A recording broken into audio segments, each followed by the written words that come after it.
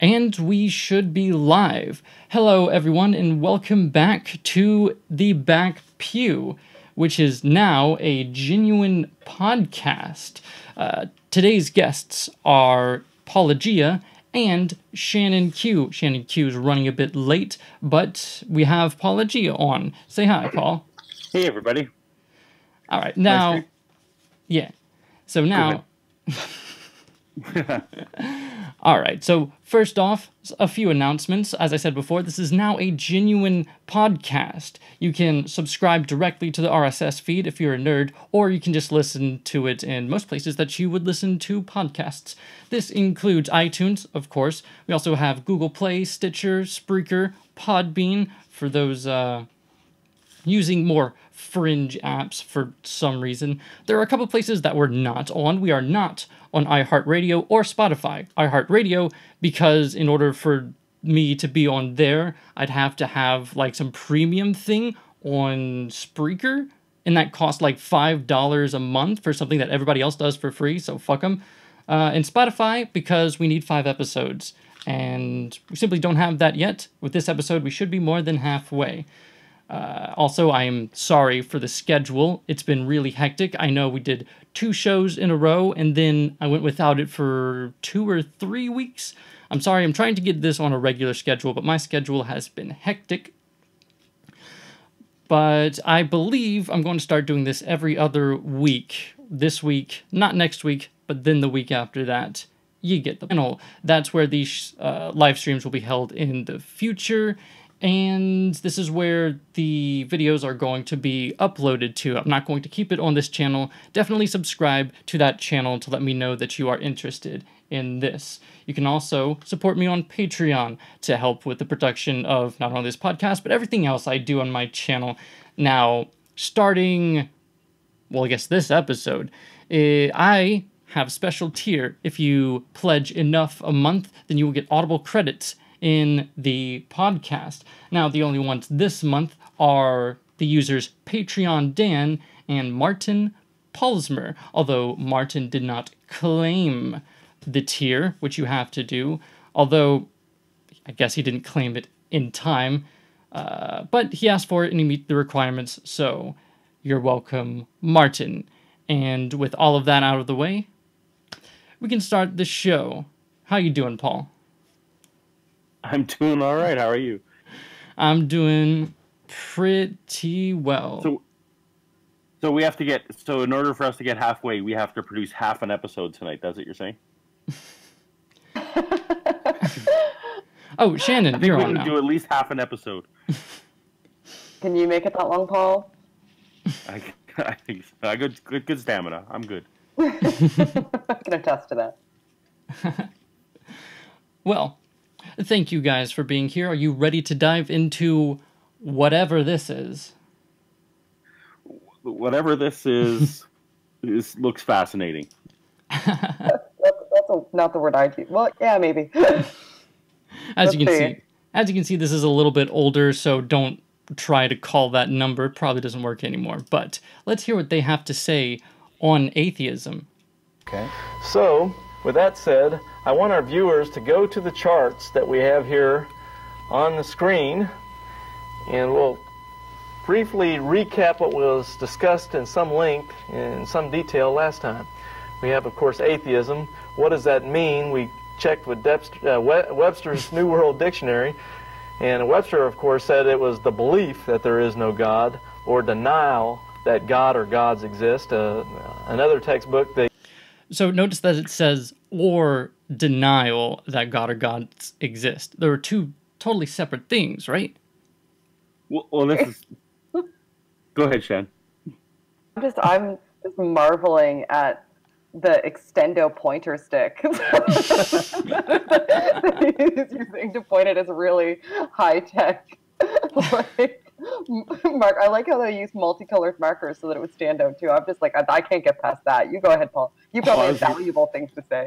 Well, yeah, the other thing was, this is apparently what they went over last episode. I'm glad we weren't here for it. If apparently what they did was just look things up in the dictionary, that would have been a fascinating show. Yeah, But entire last episode.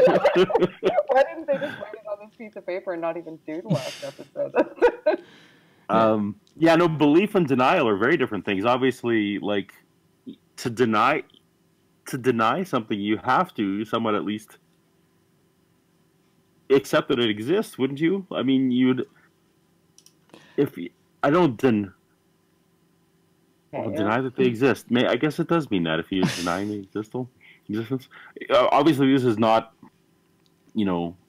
this looks to me to be the 70s or 80s, if I'm making a good guess, based on the glasses size of that guy's face. Yeah, I should have checked. The colloquial, like, I can imagine at the time that the dictionaries may not have included the colloquial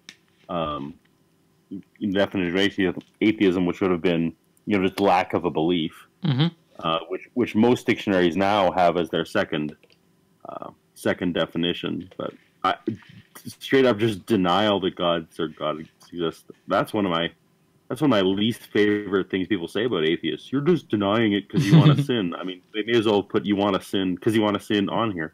Yeah, and I do think they go on later to say that we're in denial, so that's kind of fun. And of course, well, we're about to get to it, but from the philosophy of religion, of course they're going to have the philosophical definition. But, yeah. Not even a philosophical definition. That's just Gnostic atheism. That's amazing. Page 4. Yeah. So of course, this is a note we're starting off with, atheism isn't what atheists say it is. So, pretty typical. Let's continue. The philosophy of religion said the belief that there is no God of any kind, page 4. And of course, we see this as tying in directly with religion. It is that religion. Atheism is a religion. And our argument is that atheism is as much religious, is as much a religion as Roman Catholicism, Judaism, Hinduism, Buddhism. It's just another ism, only this one's called atheism. Oh my God, citation needed. So this is why I chose this video. Sorry? Look how proud he is of himself. Look at his little skinny grin. But this is why I chose this video to talk about this week, because like right at the beginning, we're diving straight into this is what atheism is. Atheism is a religion, and this is pretty much all that I saw. I saw like a little bit after this, but this was enough to say, okay, this has got to be on the podcast. I'm sorry for the people who are listening to this later without the visuals, because this guy's ring looks like it's a brass knuckle. Like this is the nerdiest dude pulled out of any 80s movie you can get, but he's got this giant ring to clock people the nose. It's something to see. Sorry, audio only people. Yeah. I love the glasses matched with the suit that doesn't quite fit. That's my favorite.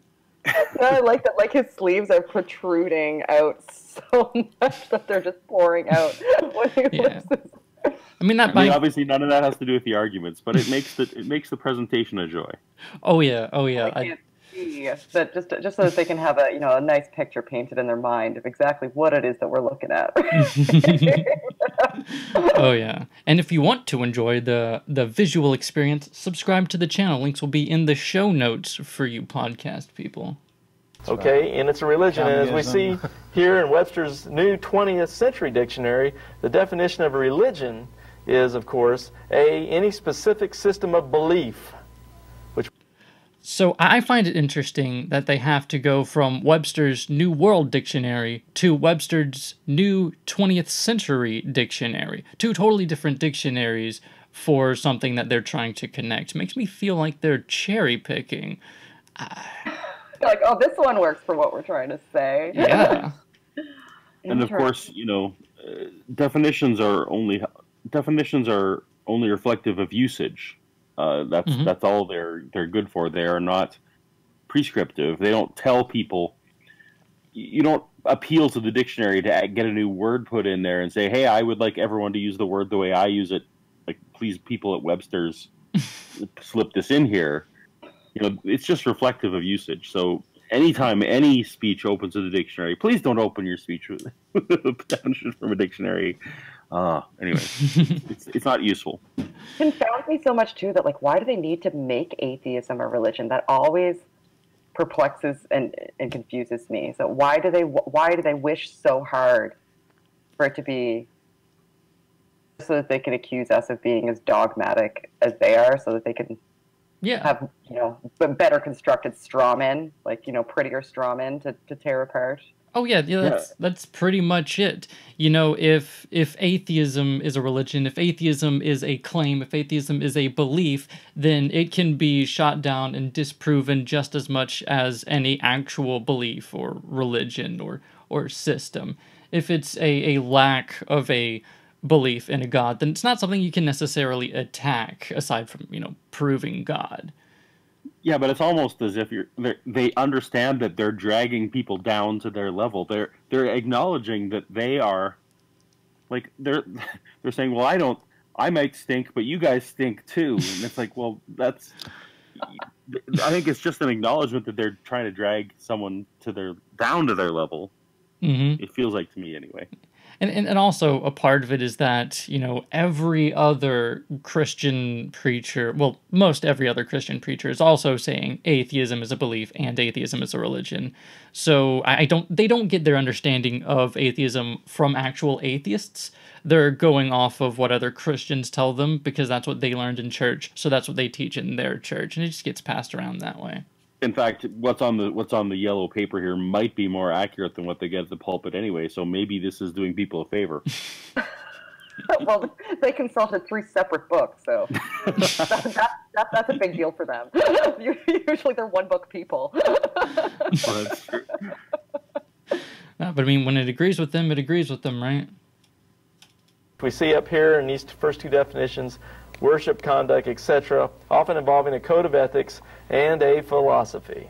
You know, I just thought of something. It's on this denial that God exists, and that would mean that God exists and we're just denying it. So I would say atheists are in denial. They actually know that God does exist, and they're just God haters. And there it is. We're diving straight into the deep end. Atheism is a belief, atheism is a religion, and atheists really do believe in God. I hadn't realized that last one was actually the definition of religion, not the definition of atheism. Oh, like, so why did it say atheists have a code of conduct? Yeah, and a philosophy? Yeah. Really? Defying doctrine? Like, okay. Yeah, not quite.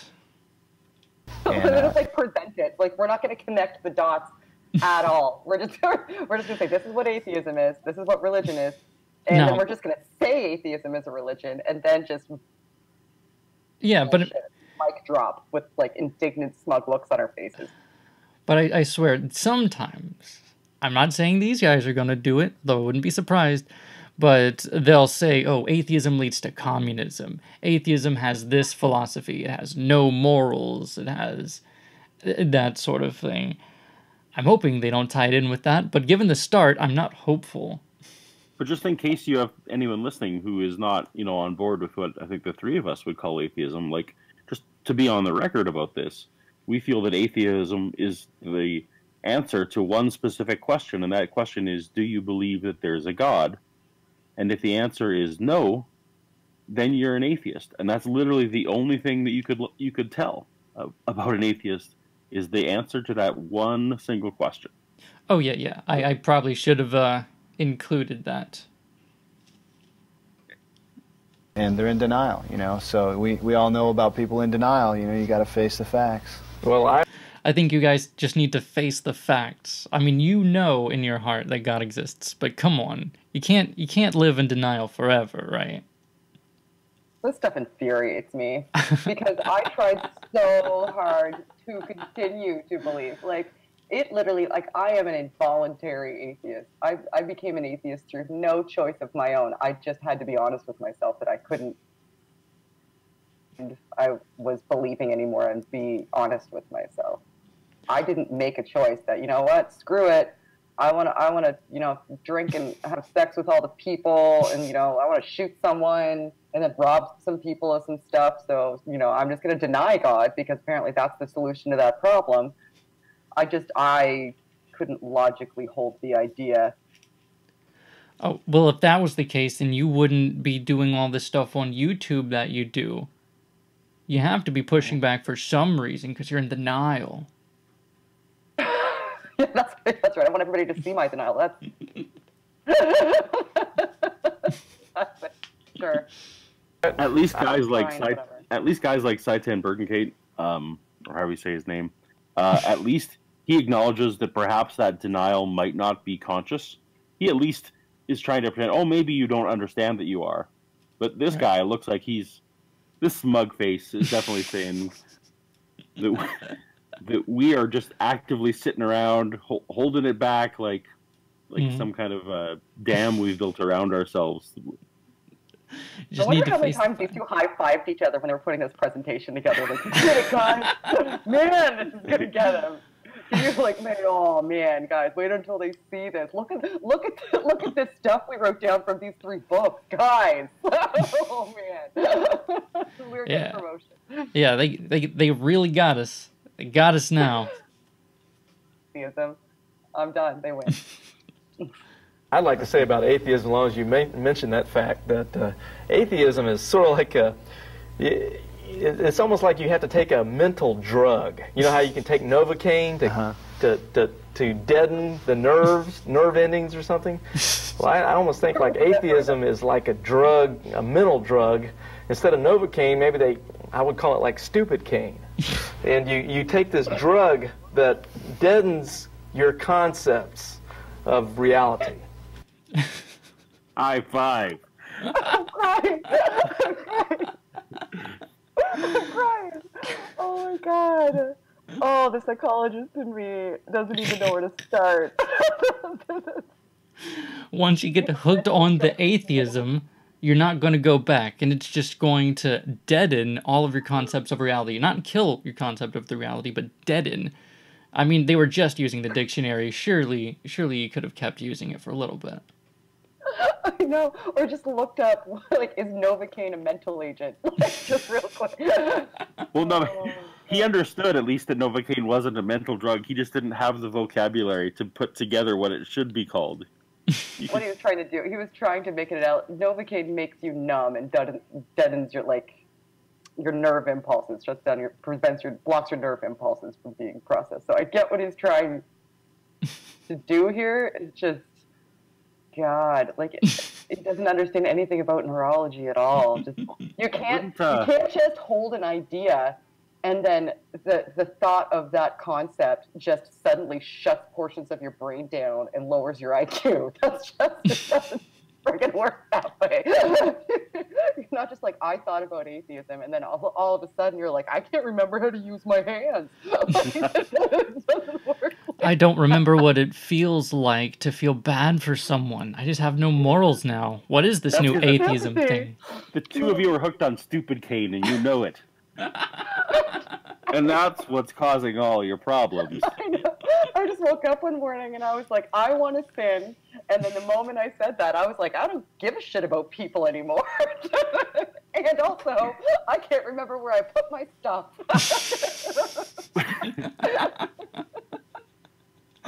Of course, you know, I can imagine, you know, editing this video in such a way where all you have to do is replace, you know, obviously the word atheism with religion or Christianity or anything. I mean, to just basically come out and say that your opponent's position is because they're stupid. You know, you can put any position in there in the world you want. Globe Earth, round Earth, it doesn't matter. Like, we're dealing with a couple of geniuses here. That's a couple of debating experts. Exactly. Project much? Okay, it's a worldview, obviously, but you have to deaden your concept of reality. Look around at creation, look at the design of nature, and suddenly say, well, all this came out of nothing, and it just happened by random chance. Just some accident from chemical. Right. Like you have to almost deny rationality itself. I was waiting for him to say trees. I specifically wanted to look at the trees because those are the ones, the magical. You know, this is like a part 1 of 3 sort of series. Even though they said this is a part 2, that's probably some sort of bigger series. I don't understand how they numbered these things. But there was another one where they talked about evolution, and I got so close to picking that one to respond to because I feel like, Paul, you would have a field day with that one. But skimming through it, there wasn't a whole lot of meat to it, which was sad. Well, just again, for the record, if anyone's listening who thinks that what he said rings really true, the Big Bang was not an explosion. The Big Bang was an expansion of matter and energy, primarily energy. So this idea of nothing is ridiculous. We don't know what happened before the Big Bang, if that is even a lucid concept. But I personally feel that matter and energy are probably the eternal thing, if you have to pick something to be eternal in the universe. Regardless, even if you don't think so, the matter and energy existed before the Big Bang. So it was not from nothing. The cause, we don't know, but that's fine. We're not talking about random chance. We're talking about natural processes that are well understood and that even the Ken Hams of the world accept at most levels. This kind of not understanding what evolution of the Big Bang is does not help. If you'd like to convince someone that they are wrong, you actually have to understand what their position is. So please, please, please look it up. I don't why does it always have to go back to the beginning of the universe? Like maybe I don't know, kind of. You could maybe justify some of the specific positions that your religion has. Why do you have to skip over all of the Jesus stuff and go back to the beginning of the universe to try to debunk us? Just because that's the one thing both of us don't know. For certain. That's what you have to do. Go back to and also going back to the beginning of the universe, just because nobody knows with absolute certainty what happened. Neither one of us do. We're on an even playing field there. We know exactly the same amount about that as you do. The only difference is that you're saying, well, I do know, and I'm saying, well, we have a general idea, but no one's really sure. But so, Shannon, would you be okay with his qualification that atheism is a worldview? I don't think so. Nope. Because there's such a myriad of worldviews just within the spectrum of people that I even know personally that would label themselves. So I don't think so. I think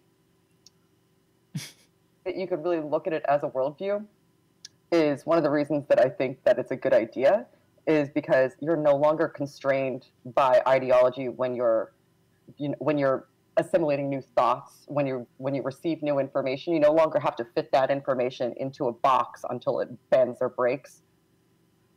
Free to create new schematic with that information. So if not being constrained by something is a worldview, then sure, but that makes your worldview limitless. So if limitless is a worldview, then yeah, sure, atheism is a limitless worldview. I mean, I guess it could affect your worldview in the way that you typically would view the world without a god, or not in a way that involves a god. But even that is just a lack of your worldview that there is a god, and that's really all it is. But it doesn't indicate anything in particular. Like, I would dare any religious ilk to, just, write down, just create a brief little, point by point what an atheist worldview is.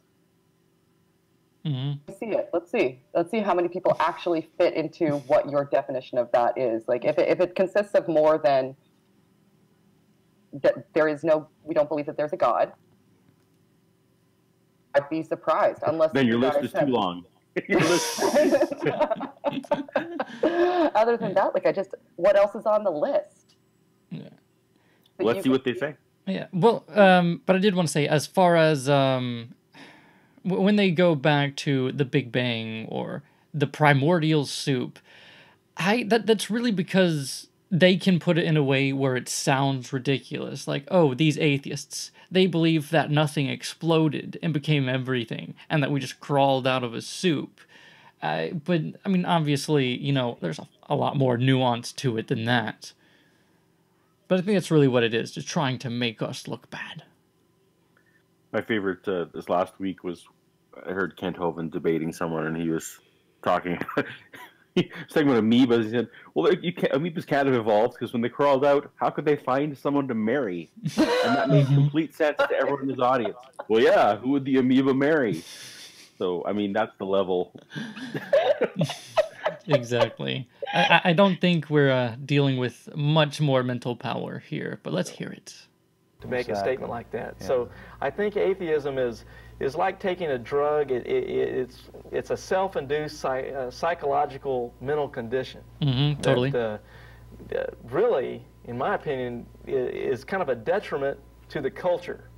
If you want to liken it to a disease or a microorganism in a body of tissue that can cause cancer or whatever, atheism is much like this. It's like a disease or a psychological mental state that comes into the culture and then. Okay, so to recap. Start off defining atheism as not what most atheists say it is. Atheism is a belief. Atheism is a religion. Atheism is a worldview. They believe that, nothing exploded, becoming everything. We crawled out of a primordial soup. Also, atheism is a virus, a disease, and a cancer. So we're starting off, on the best foot forward here. I almost feel like if you did this video, taking out all the atheism claims and just talking about what this guy knows about biology. So he just said, you don't need to debunk. Like this guy just said that cancer is caused by infections. Like if you cut your hand, you might get cancer if you're not careful. Yeah, it's bacteria in a set of tissue that causes cancer. That's how it works, right? Did they know that much about it in the 70s or whenever this was? Oh, they knew better than that. This guy did not. This guy. Now, obviously, I'm assuming he's going to talk about the things that he thinks are bad, but of course, Shannon and I are anti-theists. I don't know if you would use that title for yourself, Heath, but. What do you mean by anti-theist? Well, I think by anti-theist. Shannon, I will leave that to you. You're the expert on the definition. He throws out anti-theist, and then he goes, Shannon. Of course, throwing it to you. I don't know how to handle this. Here, you started it. I'm still hung up on that atheism is a psychological mental condition, but I'll blow past that for a second. I would identify as an anti-theist because I believe that on measure, people on a personal level better off, or on an individual level, I should say, more so than personal. On an individual level, people would be better off without the constraints of imposed religious ideology, and that includes self-imposed religious ideology. I think without the constraints of that imposes upon somebody, life in their relationships, in their decisions, would be. That's what when I say that I'm an anti-theist, that is what that means. It doesn't mean that I want to forcibly remove religion, or that people don't have the right to religion, or that I want to, take up arms against religion. It just means that that's a personal position that I hold in regards.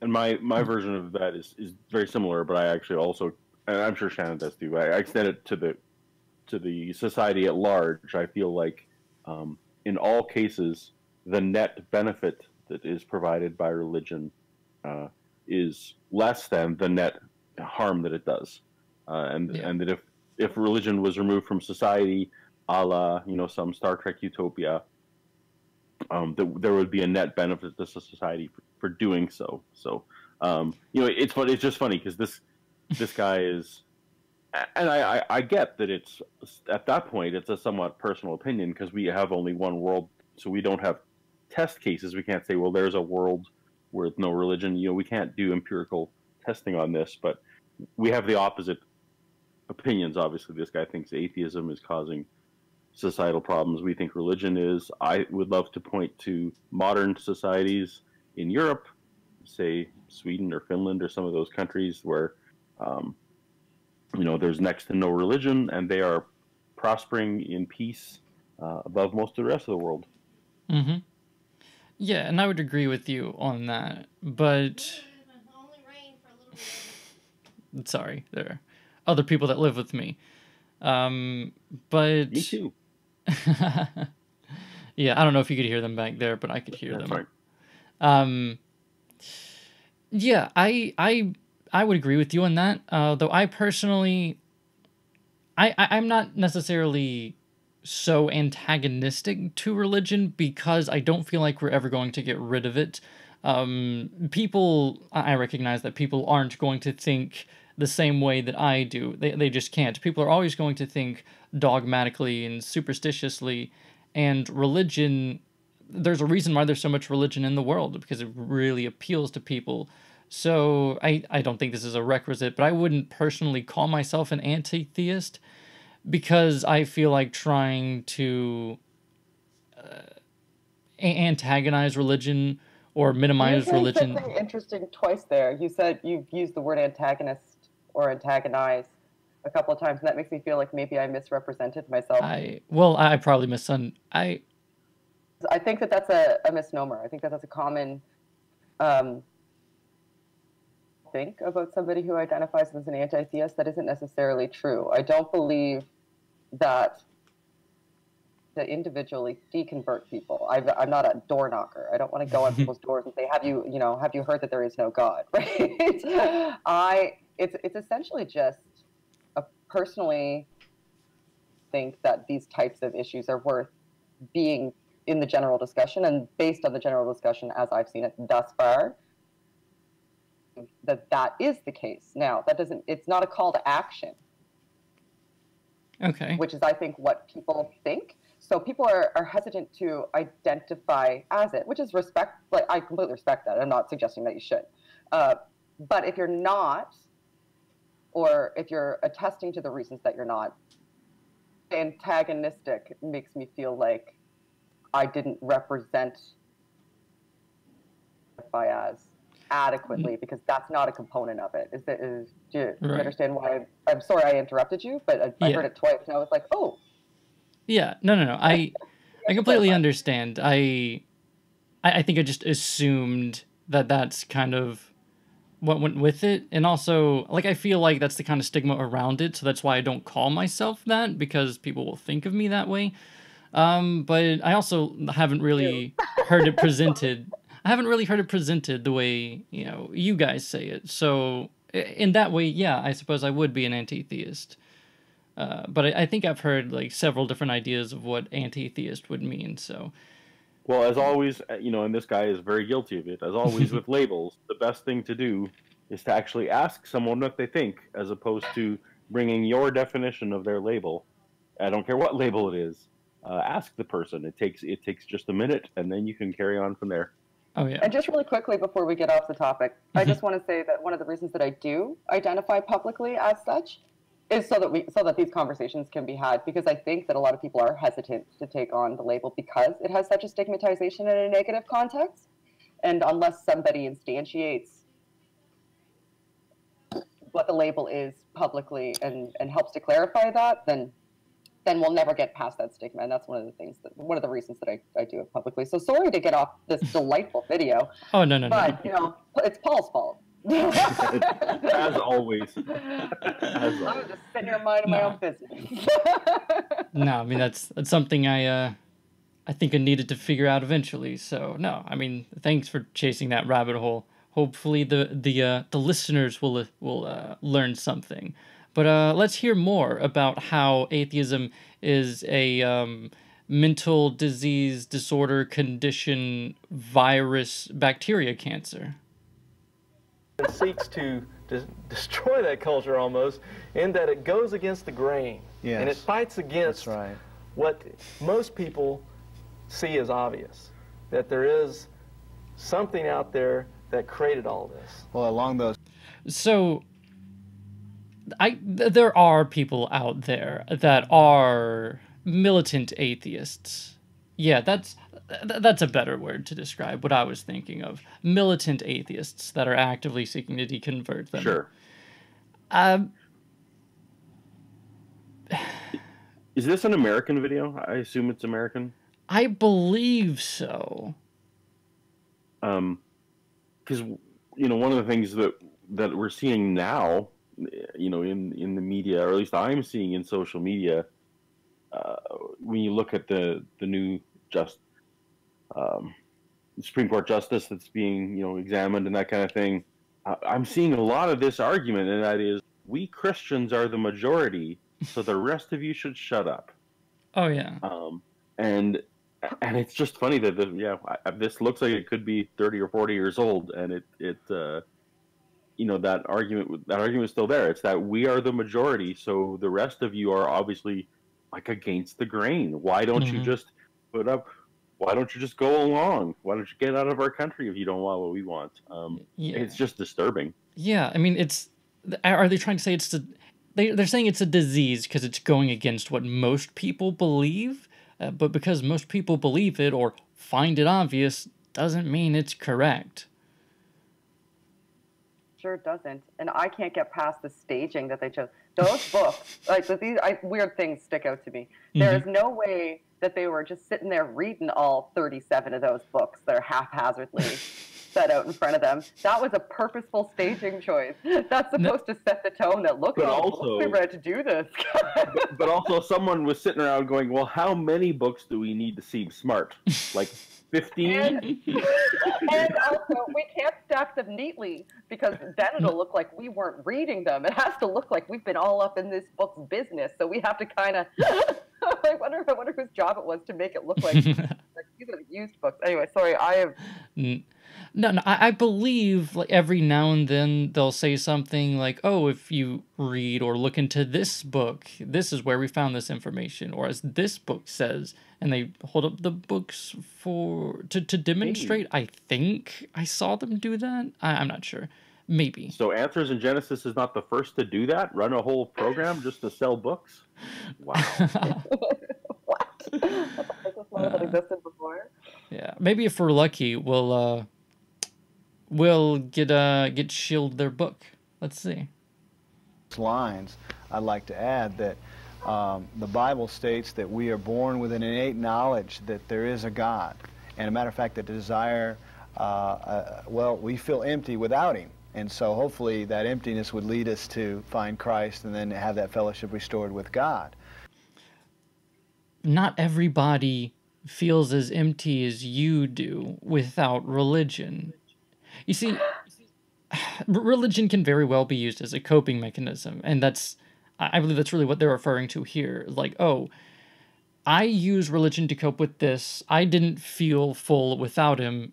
And then they just kind of apply that to everybody. Everybody has a God-shaped hole in their heart. Well, I don't. I don't have an emotional need. And if I do, then I could very well find another coping mechanism. But how about you guys? Do you guys have a God-shaped hole in your heart? No. No. But obviously, it makes zero difference to these people because their book says that if we say that we are fulfilled, that we are either self-deluded or lying. Like they have the perfect... If you're going to create a religion, that is definitely a clause that is very smart to put in, and that is that anyone who denies your religion is just denying it or lying, because they can circularly feed on that. So when you gave that answer that you are not fulfilled, they would just say, you're wrong. And I'm sorry, mentally ill. We're mentally ill. That's yeah. We are. I felt better after. Like I felt like a weight was lifted off my shoulders. Like, I exhaled for the first time in a long time once I finally came to that realization. I don't know. Maybe that's not an experience other people have. No, absolutely. I mean, despite whatever personal costs and family stuff, being intellectually honest with myself gave me so much freedom. Freedom. Yeah, and I can figure stuff out myself. I don't have to fit it inside this framework. And if it doesn't fit inside this framework, either disregard it or augment it, actually assimilate information that disagrees with this framework and get a clearer view of how reality works and be a much more functional person and happier person and not have as much dissonance. Oh yeah, and I don't know about my heart, but there was way less holes in my brain after I was done. yeah, for me personally, it was also really difficult to leave my religion, to accept that my religion maybe isn't true, because I was really pushed, not to doubt, or I was like real afraid of having doubt or questioning God. And I guess not every Christian sect is like that. But that too is a huge detriment, when you're taught, not to question and to go with everything that we say because we say it. It isn't a great system to accumulate knowledge in a healthy manner. Yeah. It's not. They're also not helping their own argument that atheism is a religion, since they're basically trying to say that the point of religion is to fill the hole in your heart. But they're saying atheism does nothing to fill the hole in your heart. Well, then it's not a religion, because it's not fulfilling the point. Well, I think they were saying that God fills the hole in your heart. So if you don't have God, then you're lying to yourself.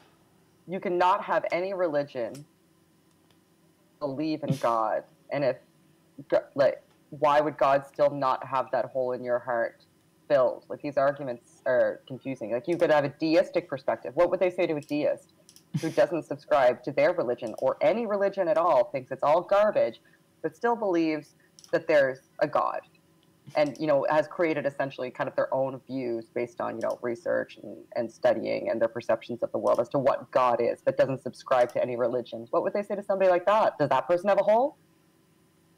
I think they would. I think they would go. They would be excited that they don't have to go with the burden of proof that there is a God, and I think they would try and move to the appeal to emotion, which is largely all it is anyway. They're all over the board. Then it all falls apart, because or unless they're not making arguments for the Christian God specifically, they're just making generalized arguments for a belief in any God at all. In which case, then. Great, like they're on board with Muslims then, and they think that the Jewish religion is fine. They'd be all right with polytheists because they believe in all kinds of gods. So their hole is super full.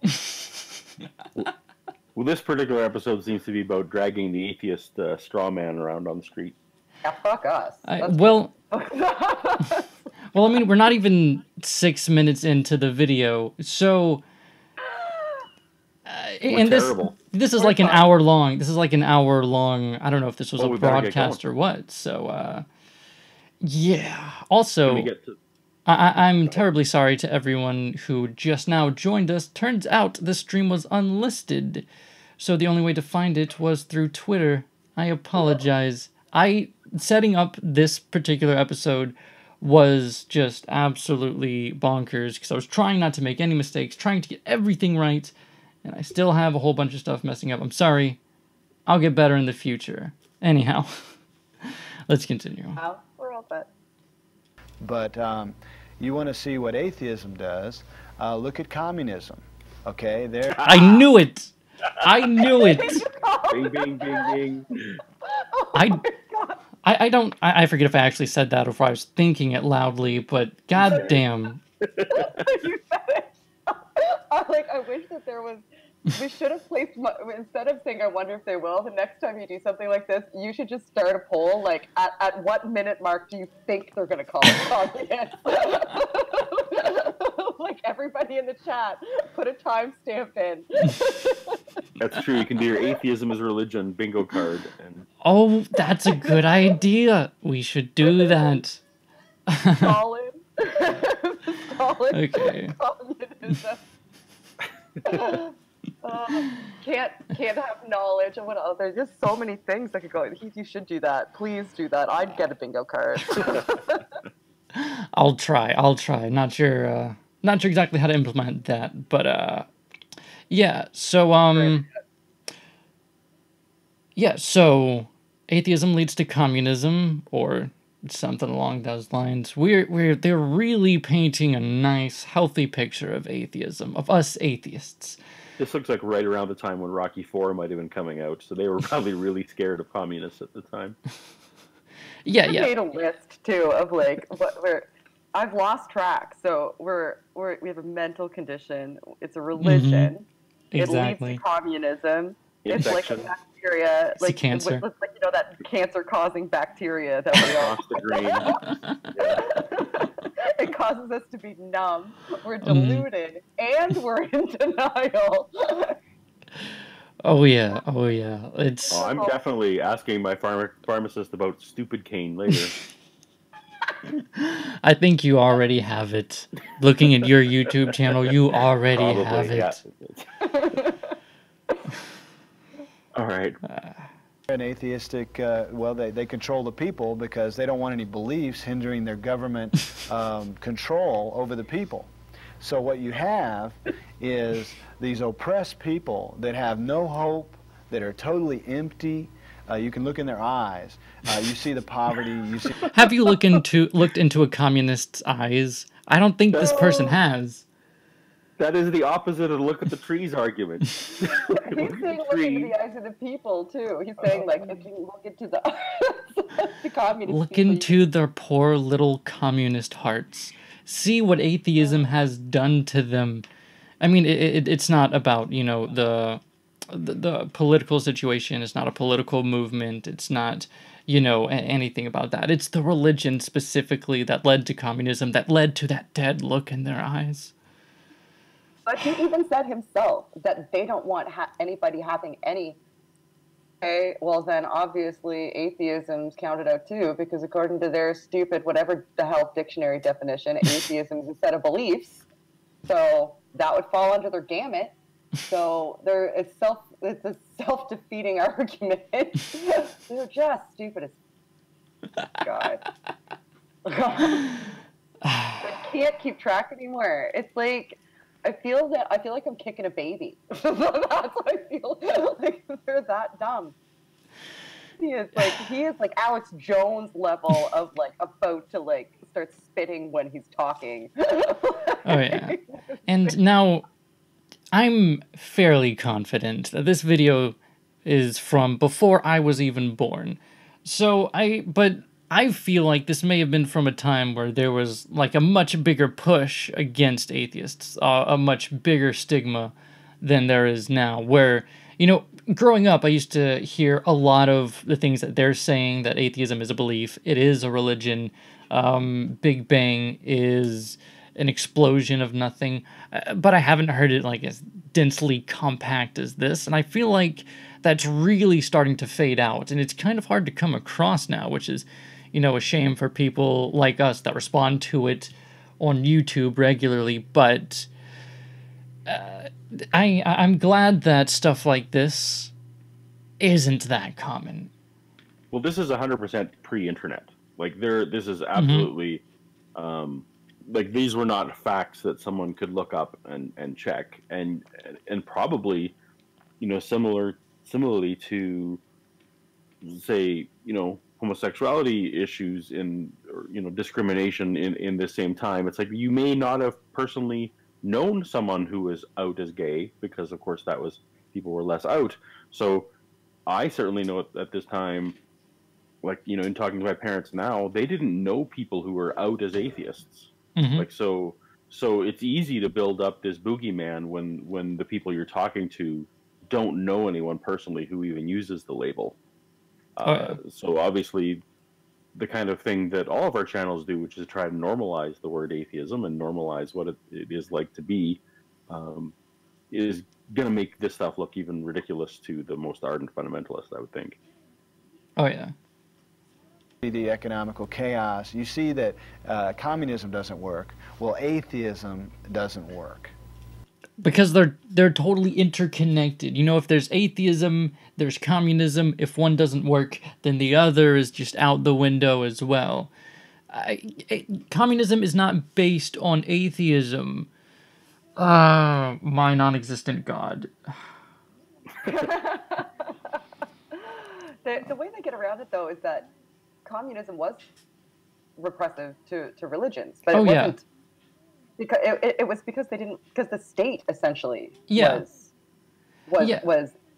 a religion. Like if the state was to be what was, and it created dogmas that needed to be adhered to, and it was about control over people. It wasn't because they were atheists, they wanted to have control over people and peel religion away from them. This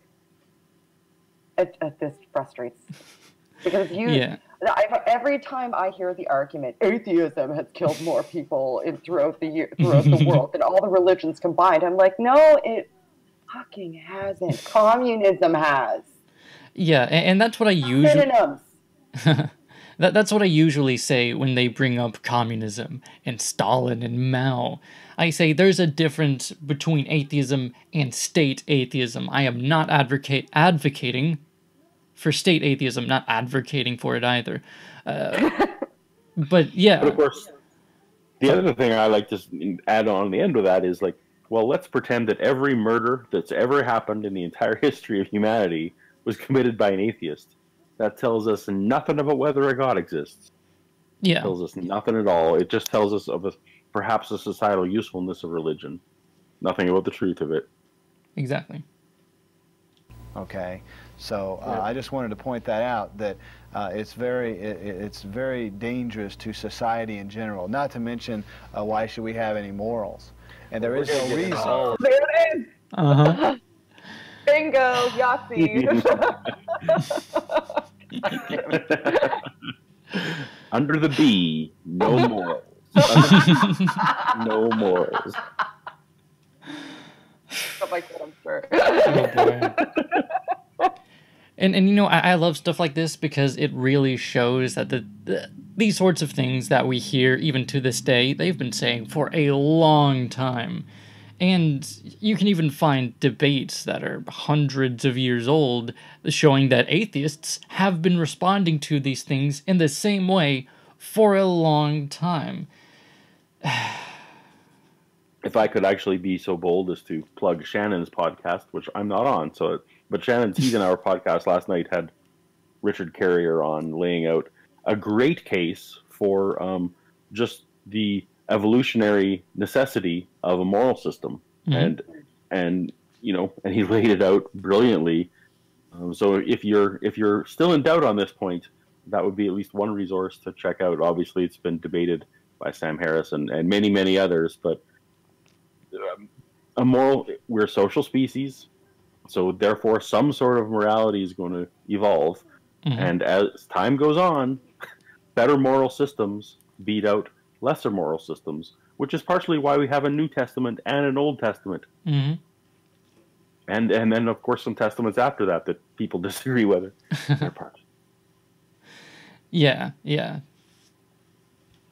Morals, and if you don't have have any morals, then you have total chaos, and that's not a good place to live.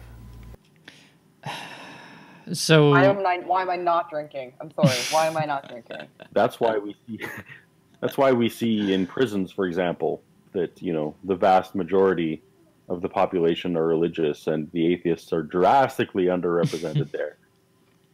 Yeah, and you know, the countries nowadays that are largely irreligious, they're just all going crazy. It's chaotic. The government's being overthrown. There's no justice system, there's no morality, and you know, the countries that are living together. Yeah, the countries that are largely religious are doing super well and totally not going at war. Oops, I'm sorry. Cash in your get out of hell free card that they can cash in. I have to live with every decision that I make and all the repercussions that has to my real life, without the promise of hey, I'm sorry, I can live on for eternity in paradise. After that, this is all I get, so I better make the goddamn best of it. And I have to, like, I don't have the promise of that. I'm not just waiting it out. I can't just live a life of just absolute reprehensible behavior and be like, sorry, and then just cash in my heaven card. Mm-hmm. This is all I get, so I have to live now. Yeah. So, Yeah. I really made a bad decision not being drunk right now. I'm sorry. I'm getting all worked up. Just like every argument I hate, like in a condensed, stupid mug. Yeah, I should have that. I should have that disclaimer for guests. You're probably going to want to drink or two. Somebody should have warned me. I'm way ahead of you. I've seen this. Oh, God. No, but I feel like, especially as far as morality goes, these guys, these televangelists and whatnot, they obviously they get their morality from religion largely, and I think that they've been that way for so long, and they believe their personal morality so strongly that it's hard for them to sort of understand or accept the fact that other people think in different ways than they do. That not everybody gets their morality from religion or from a holy book.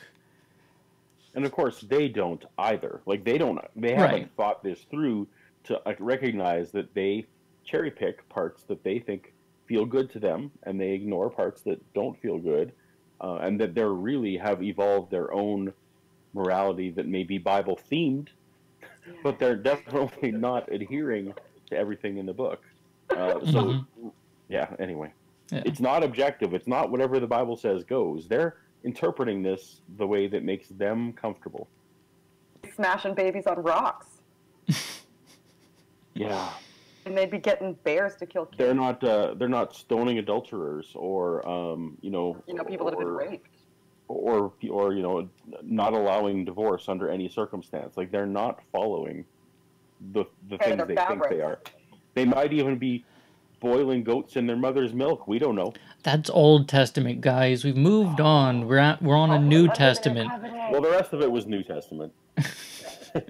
So we just uphold the law. So yeah, we just hate abortions, the gays, and atheists now. That's it. That's it. God totally gives abortions in the Bible. Like read Numbers. Honestly, God, the test for the unfaithful wife. Yeah, I love that part. That's my favorite part of the Bible. That's the one that did it for me. Really? Reading through, that literally is the one that did it for me.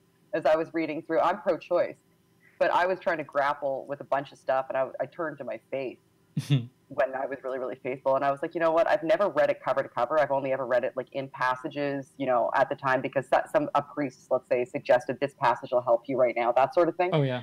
So I'm like, I'm going to read it cover to cover. Mm-hmm. I hit Numbers. I think it might be 31, the test for the unfaithful wife, and I threw it. I threw the book, and that's the one that I was like, it's like something in my head just snapped, and I was like, I am more moral than God. Like, what am I deriving from this? Damn sense. Yeah. And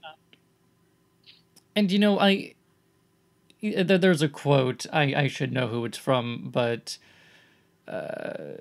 somebody said at some time that the best way to, I'm going to butcher the quote, but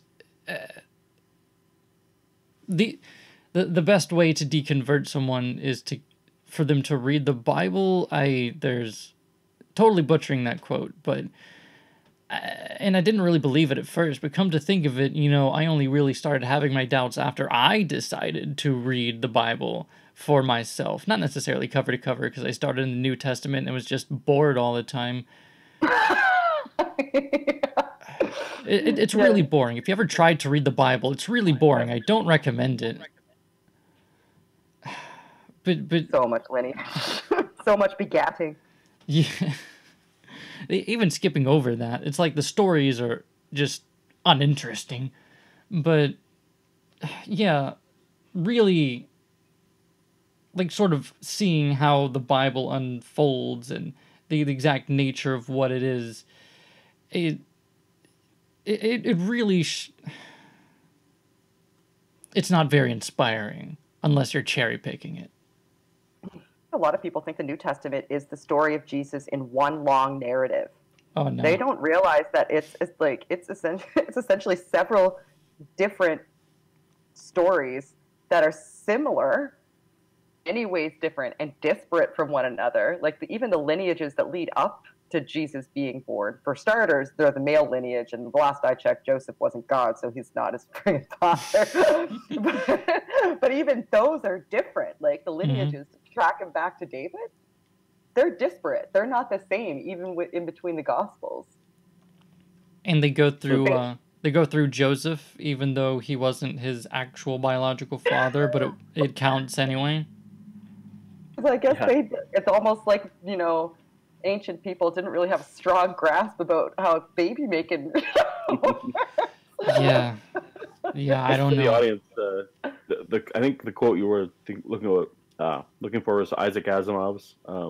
Properly read, the Bible is the most potent force for atheism ever conceived. Yeah, that sounds about right. It sounds way better when you put it like that. Right. Very well said.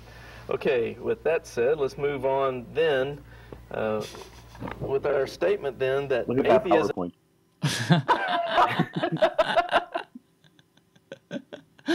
Yeah, I love it.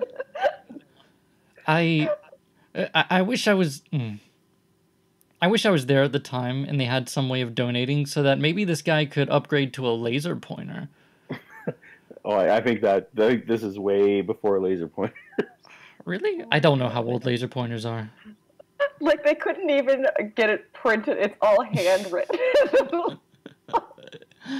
I mean, it's... had to rewrite them. I mean, they're also in, like, rolling desk chairs. I don't think this was a very high-budget production. All right? What? Talk about them like we that. blew it all getting 12 books for the front counter. So. Whatever this weird gray cover is. Is a religion. We see that here we have an example of it. I just noticed they have the same glasses. Except their faces are so different that you can't tell. Yeah, the smaller guy has bigger glasses. And it's I think that really adds to the charm. For the podcast listeners, we basically have a Laurel and Hardy vibe going on here. We got although I now, and no one who listens to a podcast knows who those people are because I'm 1,000 years old, so I'm gonna step aside now. Book, which I've shown on a previous show, we're just recapping briefly here. Madeline Murray O'Hare's book, What on Earth is an Atheist?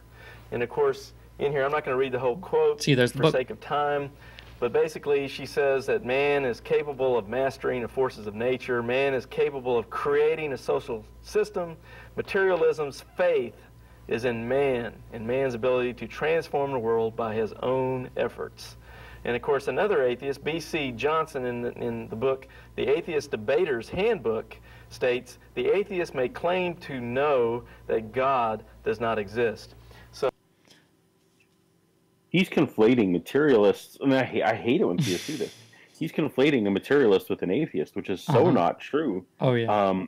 I am personally not even a materialist. Like I believe in methodological naturalism as a necessary component of science, but I'm not a philosophical naturalist.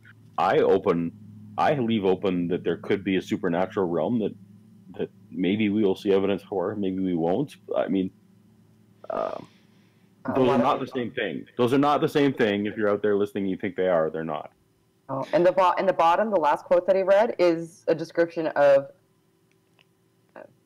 which most 90 a hard atheist. Yeah, like hard atheism. Most atheists wouldn't claim that they know for certain that there is no God, absolutely 100%. There isn't even a possibility. The probability is zero. No, you would be hard fought to find an atheist who would say that because there's Richard Dawkins doesn't even put himself at that level. Right? Oh, yeah. But I mean, even with what he read, men is capable of creating a social system.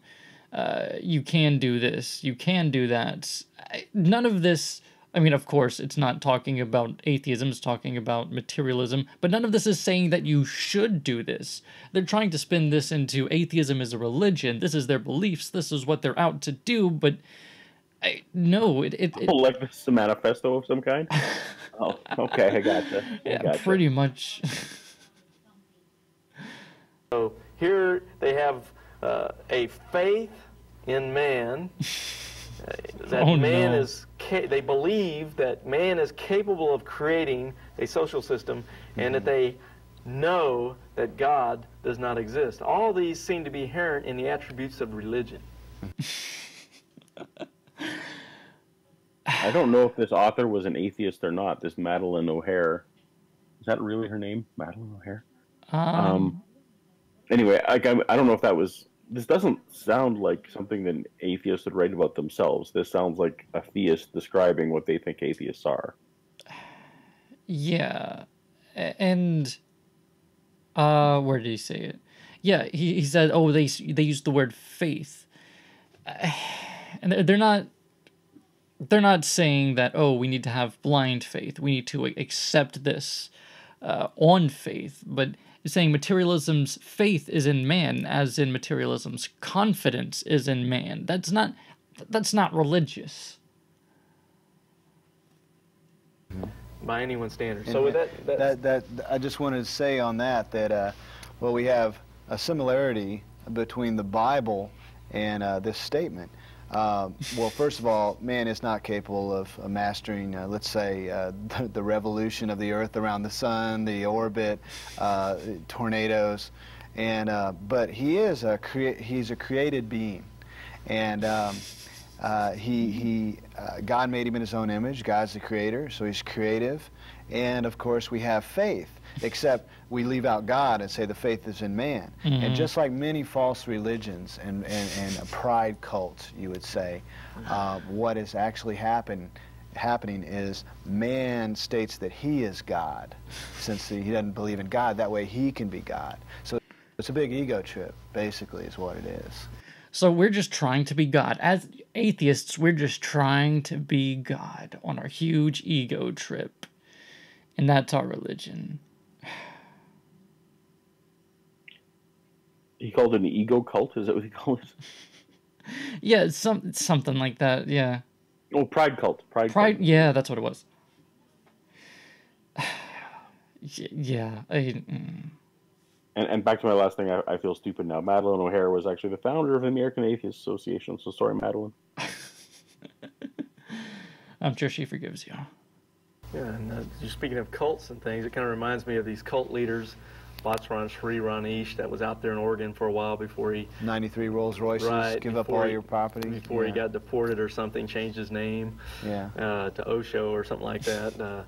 But you have these cult leaders, Reverend Moon of the Unification Church, so forth.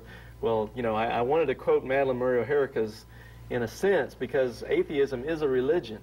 Mm-hmm. That she is, I guess, seen as one of the foremost atheists, and therefore sort of like a cult leader. God religion. We have no leaders. Ah. Well, Madeline O'Hare was one of them.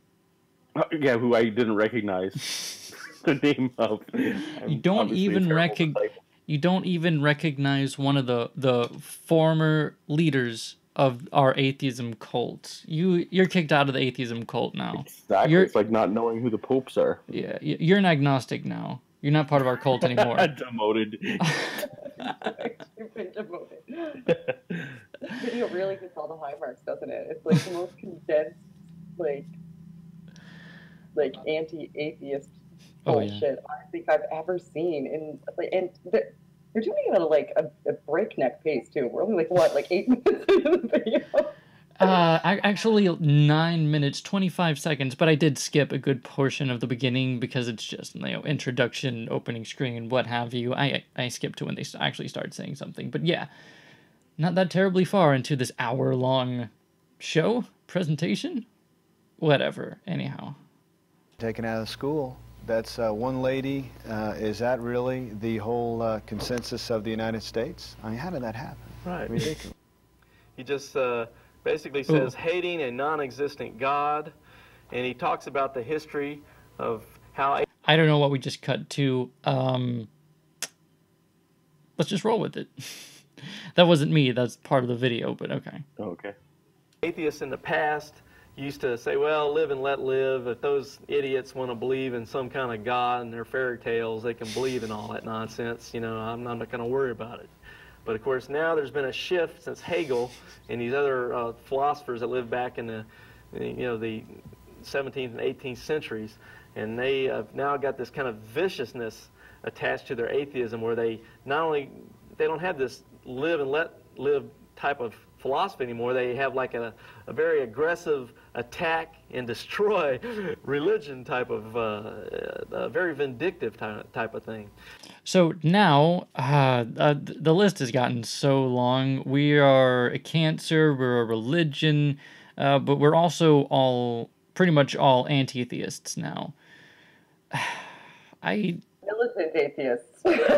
Militant atheists. Yeah, I'm sorry. It's going to take a while for me to get used to that. Militant atheists. And I like also how he says now, and then also says back in the 17th and 18th century. That's now. Like it's a recent occurrence. Yeah, now started back then, but that's how it is now.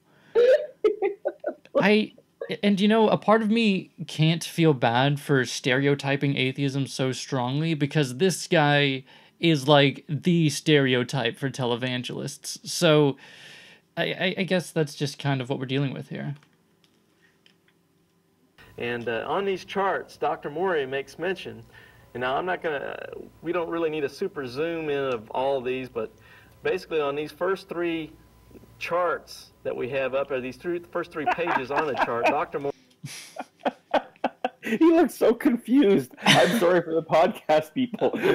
But his co-host stared at him just like that kid was looking at Trump the other day. If you've seen that on the news, it's like, what the fuck are you talking about? You know, I loved that he pointed to the quote that he has on this easel.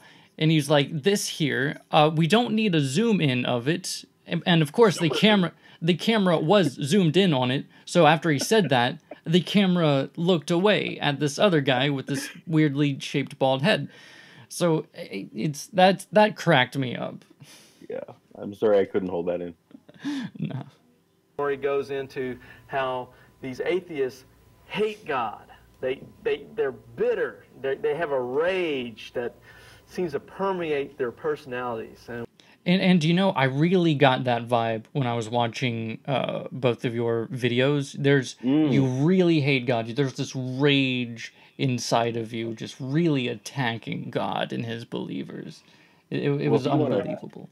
If you want to hear how much I hate Yahweh, you should see how much I hate Thor, and how much I hate Zeus, and all those other gods I also don't believe in. I'm just visceral. Mm-hmm. I get that all the time. If there's anything that I hear all the time, it's that I'm unreasonable and hateful. Mm-hmm. Those are the two things people say about me the most. It's weird. He's trying to say that we're attacking religion as strongly as they are attacking atheism right now. That's kind of funny. When you listen to debate tapes, as I have, and seen them speaking in public forums, that rage and that hatred against God and against those people that would affirm God comes out. They just can't control it. I know I personally have a hard time controlling my inner rage. That's why it takes me so many takes sometimes, because it's like, oh, I don't want to seem like such an asshole this video.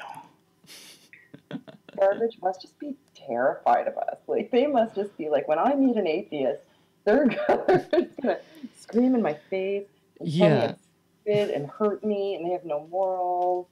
You know, all of those. Like, they're gonna physically. Yeah, like all of those debates where atheists versus Christians, the atheists always, get super angry, start pounding at the podium and screaming at their opponents. It's unreal. You've watched so many of these debates, like maybe instead of saying, hey, all atheists, like instead of literally laying out every anti-apologetic about to create a bias about atheists that's ever existed since the beginning of time, maybe you would have less atheists if you had compelling arguments. Yeah. You think people shouldn't be atheists? I don't know. I need to get a hold of some of these atheist tapes that he was talking about. I didn't even. That's how old this is. It's probably VHS or beta. Or it could have been reel to reel. We don't know what he was listening to. You know, I didn't catch that, but you know what? Now, if ever I go to like thrift stores or something, I'm gonna be on the lookout, look in the VHS section for those atheist tapes, just to see what we once believed and still do. But like you said earlier, I suppose around this time there weren't as many open atheists, especially, you know, no internet. So for a lot of people, the things that he's saying and that other preachers are saying are like their only ideas of what atheists believe. So yeah, you're right. This is a good way to demonize them without ever having to hear what they say. And that's... Yeah, that's pretty much what's going on. I figured it out. Well, and that's actually, I mean, to be serious for a second, that's what Shannon and I think you do on our all of our channels are about, like, let's be calm and rational about this and talk about the merits of it without the emotions getting involved at all. I think that is part of our attempted thing that we do here, is to not be angry. I make a very concerted effort to never attack or assume anything about the character of an interlocutor that I'm engaging in. Like, I really make a concerted effort. Like, unless that I've got some sort of evidence that they're like a really bigoted person. I always utmost to try to understand their perspective, so that, you know, because I don't want to ever hold beliefs about anything that don't hold up to scrutiny. So I need to be able to be scrutinized, and in order for that to happen, I need to be honest in conversation and really listen to what the other person is saying. So, I mean, essentially, I'm exactly what this guy says I am. That's what I'm trying to say. What I'm trying to say is, I have no morals, and I have bacterial brain cancer that makes me numb. Yeah, but I want communism. That's what I was trying to say. I just didn't articulate it well. I'm sorry. Yeah, but I have a similar policy where I don't like say that anybody's stupid or unreasonable for what they're saying, unless and until I've thoroughly proven how wrong they are and how obvious it is that they're wrong. Then I'll call them a dumbass. But until then, we'll play it cool. We'll play it safe. I saw Madeline Monroe here once at a speaking engagement at the University of Texas several years back. I'd never seen her in a speaking forum before, but I got to hear her that day, and the place was packed, and she was up there speaking, and she was going on this harangue about all the hypocrisy in the church. They're just hypocrites, and your parents teach you one thing at the church, but when they come back, they tell you to act that way, but they act completely different. And, you know, and a lot of her points were well made because they were true. You know, there is a lot of hypocrisy in the church. Yeah. But the key is, just because there's a lot of hypocrites and all this kind of nonsense doesn't mean that the religion itself is true. It doesn't follow that since there's some that don't follow the religion as it's stated, means that the religion itself is wrong. So what you're saying is, you know, the actions of the people don't necessarily reflect how correct their beliefs are. So if atheists are all communists with, you know, the bacterial viral brain cancer with no morals and whatnot, that doesn't actually have an impact on whether or not they're correct on their disbelief or lack of a belief in God. Right? He doesn't, I don't think that he really sees how very clearly some of the arguments that he's making for religion just transferred right on over to defending or completely undermining and contradicting the really shitty arguments that he's making about atheists and atheism. Oh, yeah. And also, atheists would not, like, well, I can't say atheist. I would never say theists are stupid and theists have a form of brain cancer and theists have this and theists have, like, you would never catch me sitting in a chair pointing to my stupid handwritten chart with my dumb glasses telling you all about the reasons that you think the way that you do because of like you just, I wouldn't attack an entire group of people's character based on a position that they hold. Oh, yeah. I would pick apart the position and challenge them to do the same. Cast aspersions and judgment on that entire group of people. That's not very fucking Christian now, is it? Or maybe it's really Christian. It's super I burn me. Oh, I didn't say line of that. the night. You That's didn't. line of the night.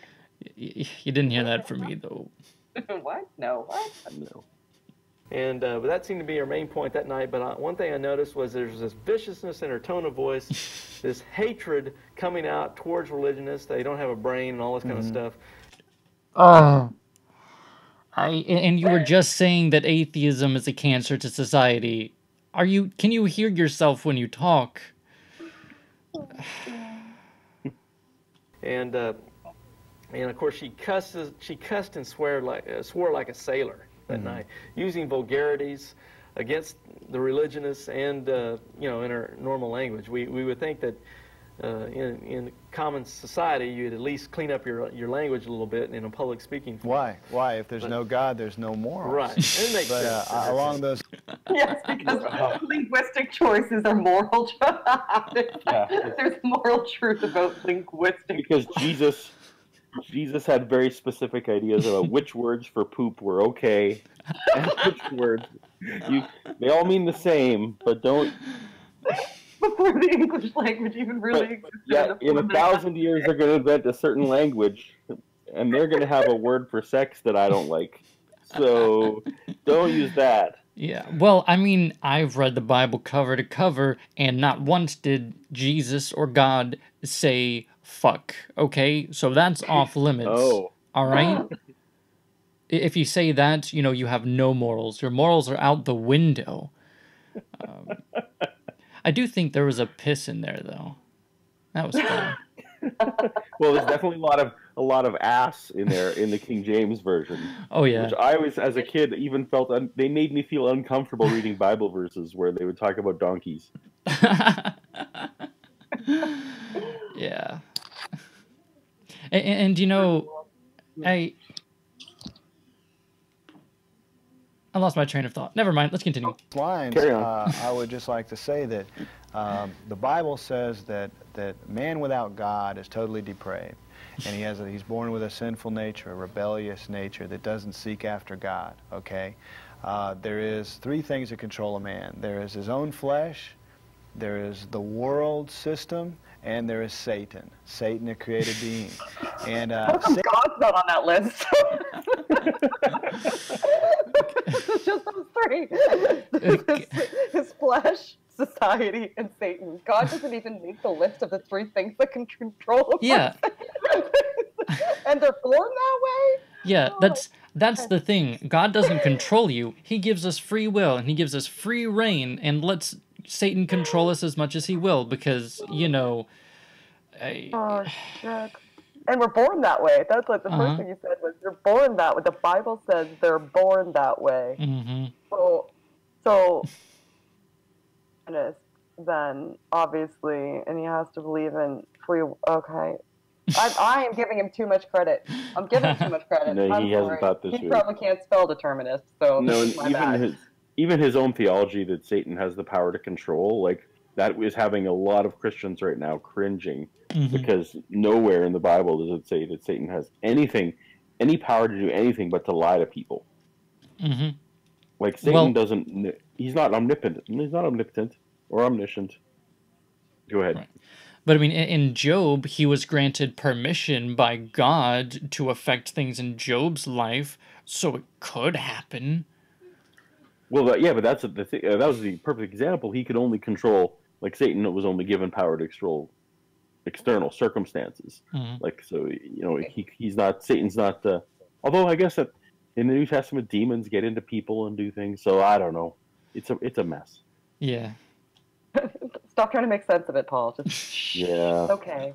Okay, you're with us now. This book desperately needs a reboot. Clean up some of the continuity errors. I could do with this sequel. Yeah. Satan hates us. We're rebellious, but Satan can add to that rebellion by making us even more venomous. He wants to kill us, keep us away from the truth, which is accepting Jesus Christ and turning our lives to Him. And exactly where in the Bible does it say that? I mean, I don't know if these guys are fundamentalists or what. But yeah. And Why doesn't he just kill us then? Why does he have to go through all of his like ridiculous like lies and deceit and? Yeah. Why would he hate us? Why would he hate us in the first place? Why would he care that much? Well, Satan just likes to wreck God's nice things. I mean, consider that he had a good reason to antagonize God, or no, it's not getting to that. He'll do that through atheism, through hate, hating God, or false religions and cults, or just saying the ultimate pride ego trip, which is what he did, which was to say that I am God, or I want to be God. So these are just all lies of Satan, and a lot of times this rage, it may not be the individual. These people may have actually demonic influences on I'm sure them. of that. So, either Satan is making you angry, making you hate God, or there's demons influencing you, and that's why you're an atheist. That's why you want to play God. It's Satan or demons, maybe both. That explains a lot. That explains the absolute rage that I see in all of these atheistic YouTubers. That I think we really got to the bottom of this. This is really, really elucidating. I feel better, actually, that now I can really come to terms with what I am. It's been hard for me, just, thinking I was a normal person. You've got me here now thinking of all the atheist YouTubers that I'm familiar with and trying to decide which ones are demons. So that's a fun project for you guys at home. You can make your own list. Yeah, it's Satan or demons. All right. Yeah. Faith Rhino, 100% demon. Mm-hmm. God with cranium, demon. I don't even think he's real. Yeah. That are making him this hateful and bitter. And of course, a lot of the atheists want to deny the very existence of Satan, Jesus. Oh, there was no Jesus. I hear that a lot from these atheists. There wasn't. The Bible's untrue, and it's a bunch of fables, and it's picked up from other religions, and all this nonsense you're going to hear from these atheists. Nonsense. I mean, I take it this guy's not going to respond to it because that's not, the point of this. But we have reasons for saying that. I mean, I personally do believe in a historical Jesus, but there's reasons why we're saying all of this. It's not just incoherent nonsense. The other guy said, Satan gets into us and demons get into us, and that's what causes us to be like this. And then that guy said, we denied the existence of Satan, so I'm really fucking confused. Like, if Satan can't have an effect on us, if he can only lie to us, how can he persuade us to do anything? And if he does persuade us to do something, why would it be to not believe in him or God? I am lost as fuck. I mean, if you don't believe in Satan or demons, then, you can't really catch on to what's really going on, that you're being controlled by Satan and or demons. So it's really a perfect plan that we have controlling us. I actually enjoyed that he was not surprised that people would think there's no God, but to also think there's no Satan seemed to shock him even more. Yeah. Well, I mean, they're being controlled by Satan. How do they not know? Yeah, exactly. Make all these arguments, but it falls like... When other guy keeps going, I feel like it's you, Paul, doing that, and I get real confused. Not me. I know. I realize that, but it's confusing in the moment. A house of cards. When you start checking the archaeological evidences for the Bible, you check in the historical evidences for the Bible. Like just sitting around here, I've got a magazine that comes out regularly called Biblical Archaeology Review. Archaeological evidence for the Scripture. He's There's another dropping it. magazine that gets into these things too. But the archaeological evidence for the Scripture just It's overwhelming. buttresses the validity of the Scriptures as they're given in history, and that. Yeah, pause it here. Yeah. So also, he wants to hold up here. I don't know if you guys have seen Indiana Jones 3, where they obviously find the Holy Grail and Joseph Arimathea, so we know it's all true. Because look at this thing I'm holding up that somebody wrote. Yeah, I don't know if that particular magazine had a Christian bias or whatnot, but I mean Well, we call biblical in the title, so it. Yeah, that's should have thought about that, but the actual archaeological and historical evidence for the Bible, I mean, we don't have evidence that Jesus actually performed miracles. You know, you're not going to find historical evidence of that. You're going to find evidence of a following. You're going to find evidence of a death. For those of us who believe in a historical Jesus. Do you guys believe in a historical Jesus? Are you guys mythicists? For my purposes in life, I find mythicism to be an interesting thought experiment. But in terms of the people that I deal with, the people I love who believe, it's a burden of proof I don't need to take on. I find that probably the passages in Josephus and Tacitus are enough to be to say that there was a guy named Jesus who may have been the basis of this, much like I could quite happily accept that there was a guy named Paul Bunyan, or that that Johnny Appleseed might have been a guy. Like it makes the fact that there might have been a guy who shares that name, for me, is an easy conceit to make. So I'm with you. I think probably there was a historical Jesus, but it makes little difference to any argument that I might make. Yeah. What about you, Shannon? I'd say that I haven't taken a strong position, honestly. Right. So Paul's research is significantly more than me. It's not in the realm of things that I address, and something that matters much to me for the types of dialogues that I have. Yeah. I mean, let's just go, for the sake of argument, in almost every discussion that I have, it's not of value unless I grant to the person, because a lot of what I do on my channel, aside from, posting videos where I compile psychological research so that I can, kind of relate it to real life experiences, is having complex dialogues with, theists a lot of the time. So in order for them to be productive, I can't spend a great deal of time debating whether or not Jesus actually existed, and I have no footing to stand on anyway because I never researched it. So, I grant it and just say, sure, fine. Yeah. Let's say a guy named Jesus existed, prove he's magic and that he's the Son of God and that everything that they said about him is a fact. Yeah. So, yeah. But I just don't have a horse in the race, I guess would be my answer. Yeah, that's respectable. I find it interesting because obviously there's quite a number of atheist YouTubers, and I watch some of them sometimes, you guys included, of course, but I hear a variety of people saying, Jesus probably didn't exist, or, those who say that he did, and, I just thought it would be interesting to hear your opinions on it.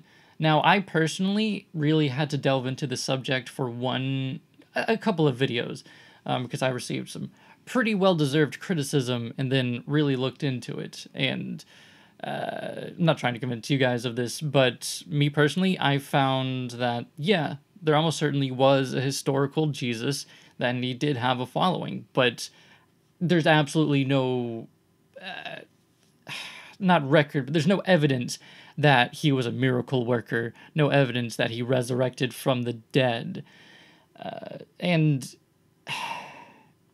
wouldn't be the first real person that existed that following. There are thousands and thousands and thousands of them throughout the world. Yeah, and you'll find historical evidence for their existence 2,000 years from now. Does that legitimize them? But I don't understand this thing you're talking about. Wait, so you went and you looked at the evidence and then you made up your mind afterwards? Oh, That's really weird. Why didn't how you would you have a think? conclusion and then just go find the evidence that supported that? I don't understand this methodology you're using. You're right. I think I have been doing it backwards. Your shit together. We know you. People know that we know you. Out of the club. Yeah.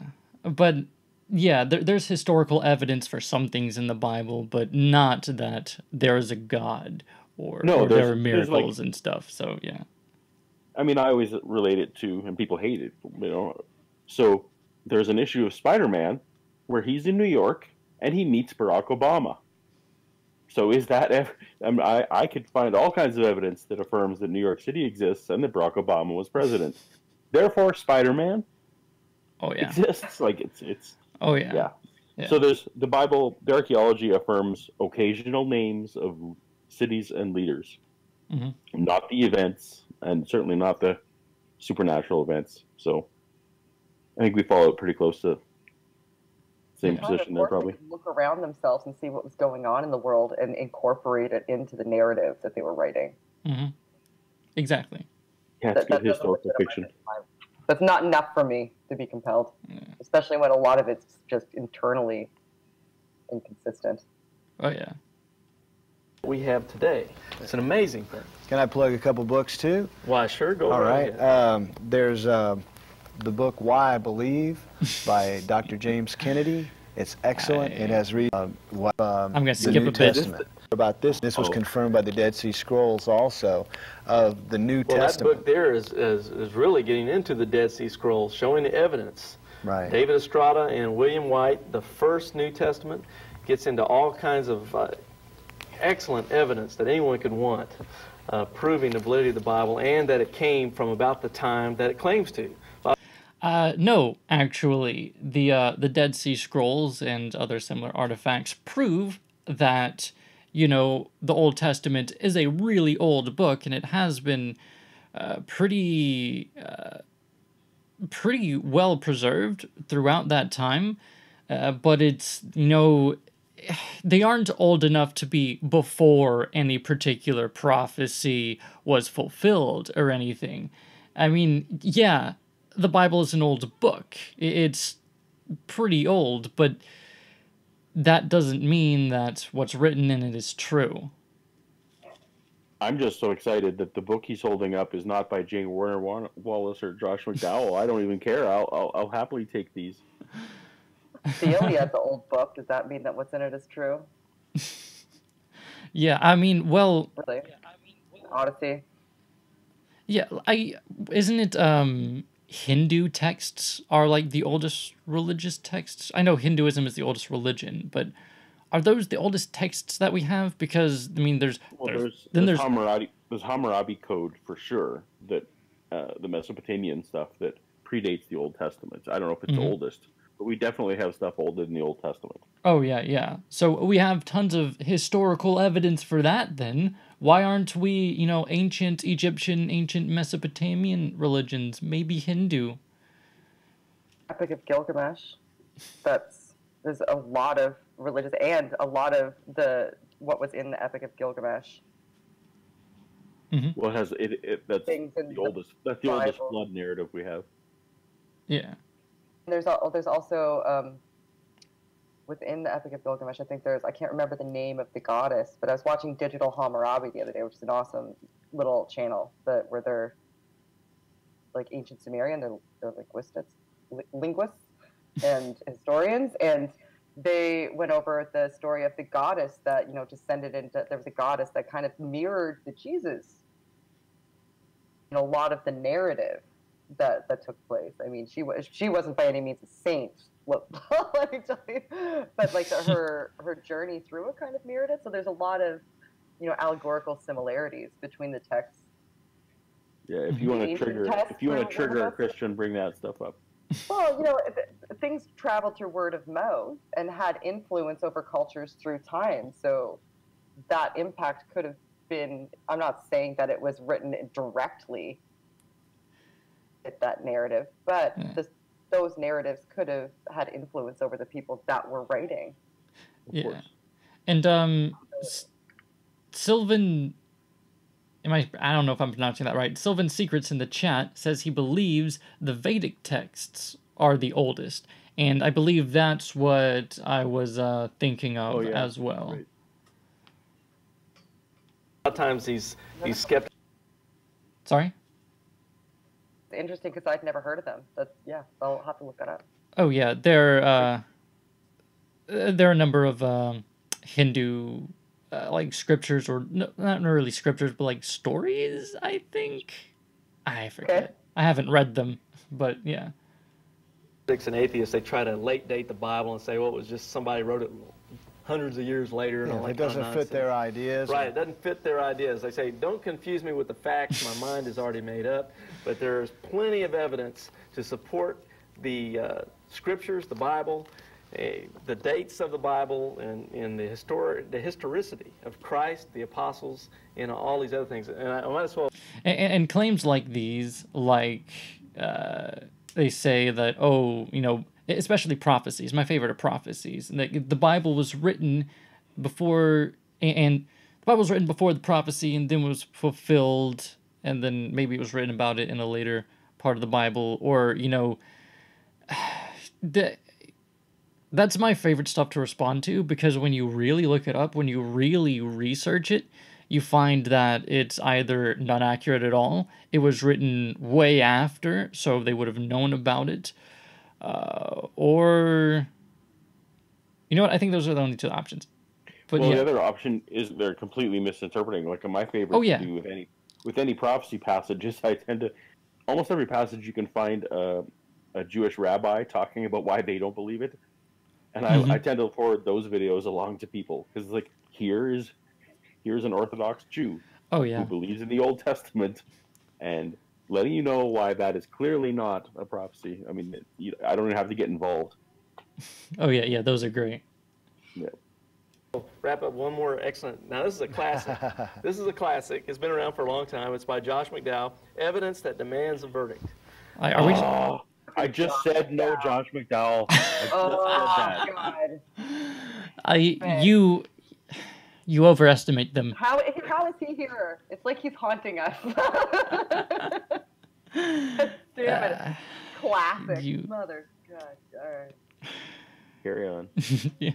Yeah, Fine, I'm leaving. I don't know how we keep overestimating these guys. I can only hope that he brings up Nazis. He already brought up communists, so I don't know if they're going to bring it up again. But if they bring up Nazis, I really think we've, hit all the points here. That's true. Then you got to black out bingo. And then we all have bingo. That's got to be the only thing. Another outstanding book. Get any book by Josh McDowell. There's another little one, easy to read, that's great. It's called More Than a Carpenter. Right. And I also have a Josh McDowell book. It's called... We got two of them. I think I'm gonna skip all of these books. McDowell book club. Yeah. There was no Jesus. The Bible's a bunch of trash, and all that normal trash that you'll hear from atheists is exactly that. Trash, and can be thrown in the trash can of history, along with all the other bad. I'm just really confused as to whether or not it's trash. This of course reminds me of one of my favorite Hitchens quotes. That which can be asserted without evidence can be rejected without evidence. Mm-hmm. So, yeah. Ideas like atheism. Okay, so there's plenty of documentation, evidence, many more books than what me and Dale have gone over. In fact, if you want to call or write our ministries, we can give you bibliographies of many other outstanding books from scholars in their fields attesting to what we're speaking of right now. But we're not going to get into all of that anymore for purposes of time. Okay, thank you. We're going to move back to our charts, and we're going to move back to the last page here. This is where we left off last time. We had proceeded through how atheistic thought combines with communistic thought, which leads to oppression of religion, trying to suppress religion through government control, oppress the people, come up with laws and things to try to keep people from worshiping God. By the way, this Yeah, we already talked about that, but yeah. How dare these governments try and come up with laws and things? God, that's not what government's for.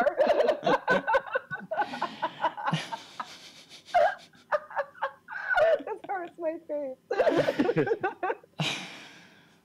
This is happening in our country. Oh, Lord. Our country was founded on religious freedom and a belief in God. And it's one or the other. It's you're free to believe whatever you believe, or it's founded that we believe this. It's not the same thing. And you definitely were not founded as a Christian nation. Maybe we were majority Christian, but the founding fathers didn't seem to be Christian, or at least not strongly. And the U.S. laws that were founded, either at the beginning or anything since then, weren't based on religion. Well, except, maybe sometimes, conservatives, politics, whatever. But no, the Constitution is not Christian. In fact, it's the opposite. Because, it says that governments cannot, make any law respecting an establishment of religion. That includes Christianity. If it was a Christian nation, they would say, hey, our state religion or our official religion is Christianity. But no, they didn't do that. They did the opposite of that. I don't know, you're talking to two Canadians. We're just sitting here nodding. Oh. Super Canadian. Yeah, I knew that. I forget that sometimes. Actually, come to think of it, I believe since you two are Canadian, then so far on this podcast, half of the guests have been American, presumably, and the other half have been Canadian. So, wow. Yeah, so, that's fair, 'cause yeah. Casey are American, Stick's American, and Mike's Canadian. Yeah. But yeah, but do you guys think there's a reason why there are a number of Canadian atheists on YouTube? Because I feel like in the United States, especially in certain parts of the U.S. that we call the Bible Belt, that it can get really religious, and there could be a really strong, social pressure and political pressure for Christianity and Christian beliefs. A lot of atheists on YouTube are, in a way, pushing against that or responding to that. Is there a similar thing going on in Canada or in parts of Canada?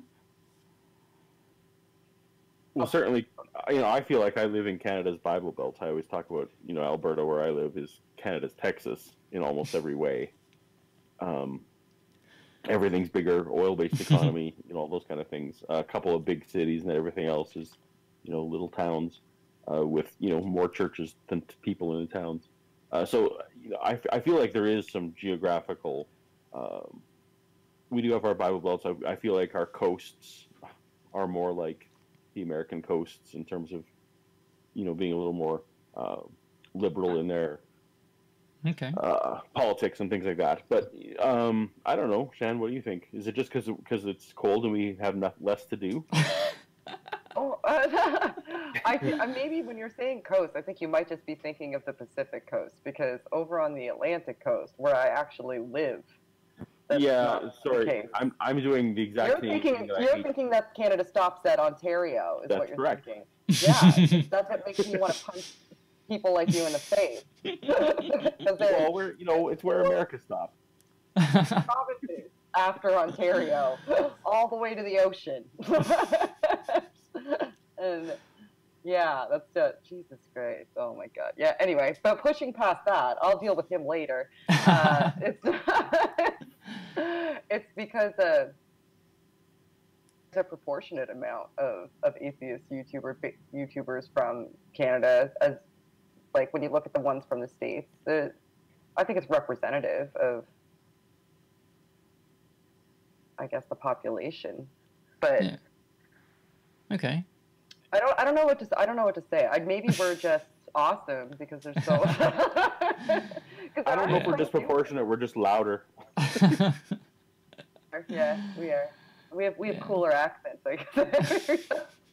I don't know. I Yeah, don't know. well- I haven't really. I'd have to look into the phenomena. I just Yeah. think, and we also we congregate together too. Like we all work really, really well. Like Vice Rhino, Godless Cranium, Logic, Paulogia, myself.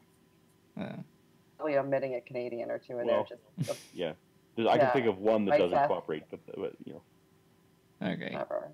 So, Don't be like that. So I guess I fit in with the Canadian atheist crowd then. Am I doing well? You absolutely will adopt you. We've adopted many Americans. We like Americans. I used to be one. No, I honestly I would love to move to Canada, mostly for like political reasons. So I guess now I know some of the areas to avoid. Neat. Yeah, that's right. Alberta. Yeah. That's it. The separation of church and state has been actually twisted to be for the government against God now.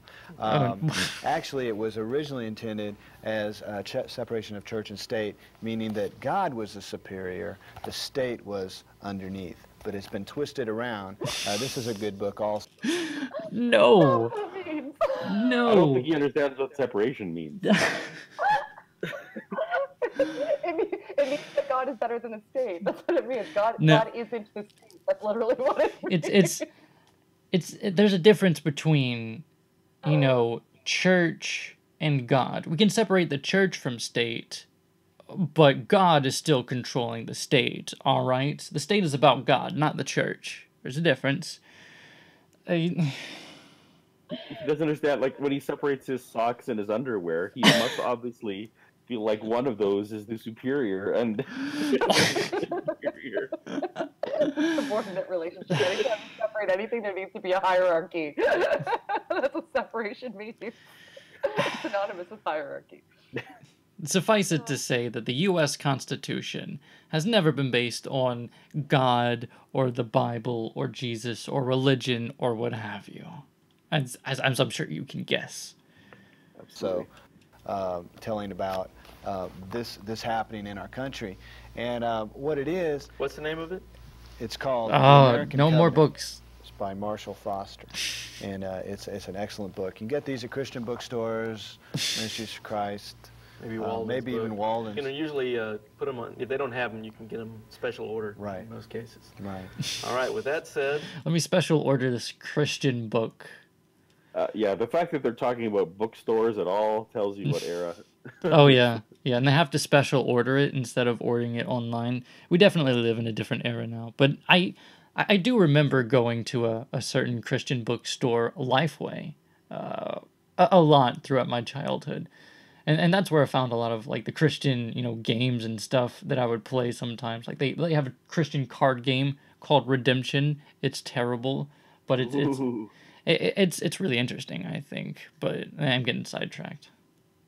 as a matter of record, many atheists who have gone public with. Wait, I forgot to. I didn't sign up for the atheist registry. Am I in trouble? Do I owe taxes to somebody? No, you just you're not officially in our atheist cult. Oh, man. So like you have been demoted to agnostic, so you should be fine for now. But I love. Sorry. Half of line 2 was like crossed out. Yeah, that's what I was going to say. Like you're trying to underline it, but you like crossed out half the line there. Good job, guys. Did they not have highlighters in 1982 or 73 or whatever? Yeah, that might have been a later invention. I don't know. Straight edge, just like a ruler. Like, are they No. really calling us stupid and they God. did this and then put it on TV? But the thing is, God is their ruler. They don't need another ruler above God. Whoa, I think that's where this Ruler. comes from. God is a shit ruler. He's just like, he is bad at everything. That's why I hate him so much. It's not the brain cancer. It's because he's just so shit at making people draw lines straight. Put them on. If they don't have them, you can get them Skip special back a order bit. Right. in most cases. Right. All right. With that said, as a matter of record, Many atheists who have gone public with their campaign to secularize America do not hesitate to admit they are communists, leftists, or socialists, and that they're anti-religion. Oh, wait, communists, leftists, or socialists, because they're all the same. Like a leftist is the same as a... Okay. All right. All right. Fucking Bernie Sanders. I know when I couldn't get in the Communist Party, I was like, fuck it, I'll be a socialist. That's right. It's my safety. It's my safety economic position. Yeah. Well, it's got to be one or the other. I mean, are agnostics socialists and true atheists communists? Is that what it is? Just, once you feel stronger, you feel stronger. But I mean, I guess there is a bit of a connection between being left-leaning politically and being less religious, but let's see where they take it. Hey, listen, the symbol for atheism is what? An A, the color, red. It's all there. Ooh. Red, communist. Oh my God. You're Spelled right. out for you. Wouldn't that be anarchy, though? No, probably. It does look a lot like the anarchy symbol, which, yeah. Anyhow. Illuminati check if you can't convince people to convert to communism. How it works. Activity is an outgrowth of their political commitment to Hegel or Marx. We all know about Karl Marx, okay? Okay, so we're all Marxists. Right, got it, sure, fine. Because God was so big on capitalism. Jesus yeah, just right? can't shut up. Jesus can't shut up about capitalism and how everyone should have their own things and not share. So excited that he was just flipping tables with excitement. just like he couldn't even contain how excited he was about how people selling shit. He goes on, modern anti-theists, people that are against theism with the belief in God, modern anti-theists proclaim their unbelief in God as part of a package deal which includes totalitarian socialism as the ultimate goal. If you buy now, we'll throw in socialism. So you guys have already admitted that you're totalitarian. You know what? This guy can't pronounce it. I can't either. But you're socialists. Totalitarian. Totalitarian. That's right. Yeah. God. Obviously, everybody, the only reason I came on this podcast is so that everybody could be really clear that I'm losing track. What do I have? I have bacterially induced brain cancer, a mental illness. I am a totalitarian, leftist, socialist, communist with no empathy or morals. I'm not a Nazi yet, though. I'm waiting for it. I hope so. We are getting packaged ideologies together here like it's a deal. Like if you get several together, it's a discount. God, they're just like, what are the ideologies everybody hates? And they made a list, and they're like, okay, that's what atheists do. Oh my God. We are getting towards the end of the podcast, unless you guys want to stay for another hour. But we only have a little bit of time left to get to the Nazism. Let's hope they get to it quick. Of course, a few atheists would deny that their atheism is connected with socialism or communism. Upon closer questioning, however, these individuals virtually always have a hidden political agenda that includes the denial of religious freedom. That's right. Okay, so you guys may not know it, but you are communist Marxists. All right. Yeah. God. And we don't want people to have the freedom to believe whatever religion that they want. Because my entire thing is that I value autonomy, and I don't believe that people should be constrained by dogmatic thought. So, obviously it's really important that I impose my beliefs on other people, because that's not the exact motherfucking opposite of what I want. Because at all. Because religious freedom is a totally Christian idea, right? To be free to be not Christian? Of course, yeah. We are the one and only possible way, but believe what you want. Okay. What isn't based on Christianity? Western civilization's based on Christianity. All of our values are based on Christianity. Morality is based on Christianity. Ethics are based on Christianity. Delicious chicken. And Also based on Christianity. So. God damn it. Don't want to tolerate a belief in God. I don't believe in God. Nobody's going to believe in God. You don't have a right to believe in God. You have no right to have a church over there, and it gets... Totally. Yeah, totally.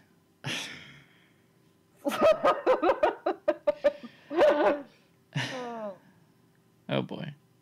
This usual state. That's why the communists are always trying to eliminate any religious belief in God, because they want the state to be God. They want everyone to be subservient to the state so they can control the people.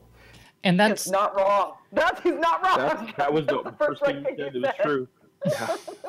Yeah. Yep. That's why I don't want state atheism. Okay. All right, okay. That's why the Soviet Union, for years, they destroyed churches, they turned them into museums, wouldn't let people practice their religions. That's where we're heading to.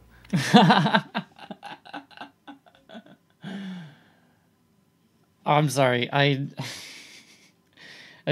don't know if that's funny to Americans or just me, but they've been saying that sort of thing for a while. I hear a lot, like they're taking away our religious freedom. Well, I guess they've been taking it away since this aired. We're not headed that way, I assure you. Well, it tends to, when you boil it down, it tends to be they're reducing our special status. Mm-hmm. Or elevating other people to have the same rights that we've had, but they didn't. That tends to be what it is, as opposed to, we're becoming less and less and less of a really monopolized monopoly of a powerful majority, and other people are getting to have a say. Is run, and we don't like that. So that means that our rights are being taken away. Yeah, and we're becoming communist. That's where we're headed. That's a logical conclusion. Uh-huh. For that reason, but it was God Bless America at one time, and God came through with God Bless America.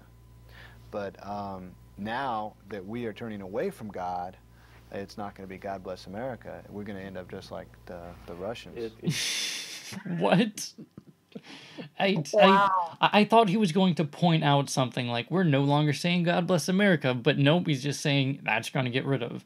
And, as Canadians, you probably don't notice, but still, to this day, in public schools, not every school, but a lot of schools start with the Pledge of Allegiance, which states that we are one nation under God. And it's actually been held up in the Supreme Court. That's printed on our money, and that's not going away anytime soon. So, yeah, no. We also know that God doesn't love anyone in communist countries, nor answer their prayers. That's just something we know from the Bible. Right. Could be if people don't stand up and do something.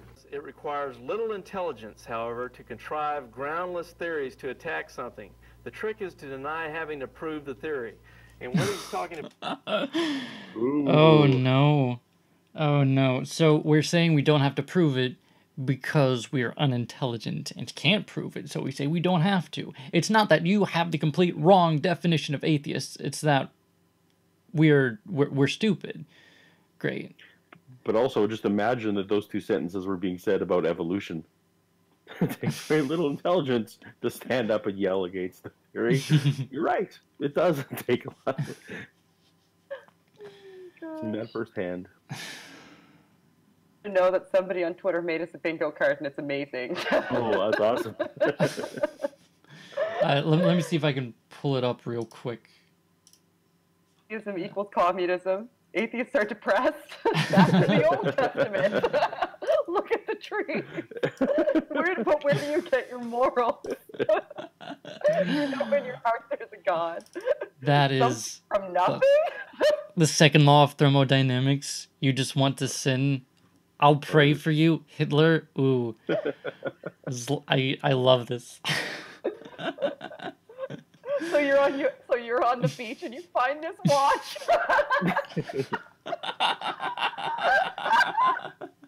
You're really an agnostic. But what if you're wrong? Dictionary says, oh my god, this is that's gold. That's gold. Thank you, Vegas X. This is the best. Thank you. Look at the trees. About here, in all this, and I'm saving time by not reading it all, is that atheists like to attack theism and the Bible and Christianity by coming up with all kinds of theories. They'll say like, well, there was no Jesus. And then they try to make us prove it, well, and yet they don't have to do anything about it. And if you can give them evidence, then they just go on to something else. Well, they used to say there was no Hittites. And they use that as an argument to say you can't believe the Bible because it mentions Hittites, and there is no Hittites found in archaeology or anywhere else, so therefore it's just a fable. But then when the minute they find the Hittites, and they have in archaeology, then they just go on to something else. Well, there was no Nazareth. Or no.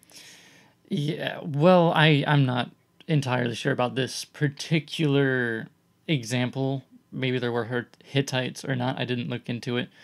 But there are some pretty glaring issues with the historicity of the Bible, like the entire Tanakh, the first 5 books of the Bible about Moses, because there was no evidence that ancient Israelites were ever in ancient Egypt, but instead there's far more evidence that they came out of ancient Canaanite religion and the ancient Canaanite people, and they knew about Egypt, but weren't slaves there, and that's a pretty big part of the Bible. So, what about that? And that's not me, sitting back and saying, hey, prove it. You can't prove it. I'm an atheist. I'm unintelligent. Here's something that you need to prove to me. That's an actual glaring issue that we do have against you,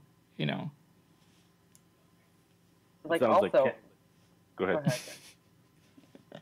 If you expect me to believe it, and you want me to believe it, why shouldn't you have to prove it? Yeah. Like, you could just walk up to me and assert a bunch of stuff and give me a book and say, you believe this because everything in it is true. And I'm supposed to just be like, okay. What other avenue of your life would that be an acceptable and reasonable way to behave? None of them? Right, exactly. So, Jesus Christ. Calm down. Yeah. Jins? Oh, okay. No questions for you. I'll just believe whatever you say because be of God, and who the hell am I?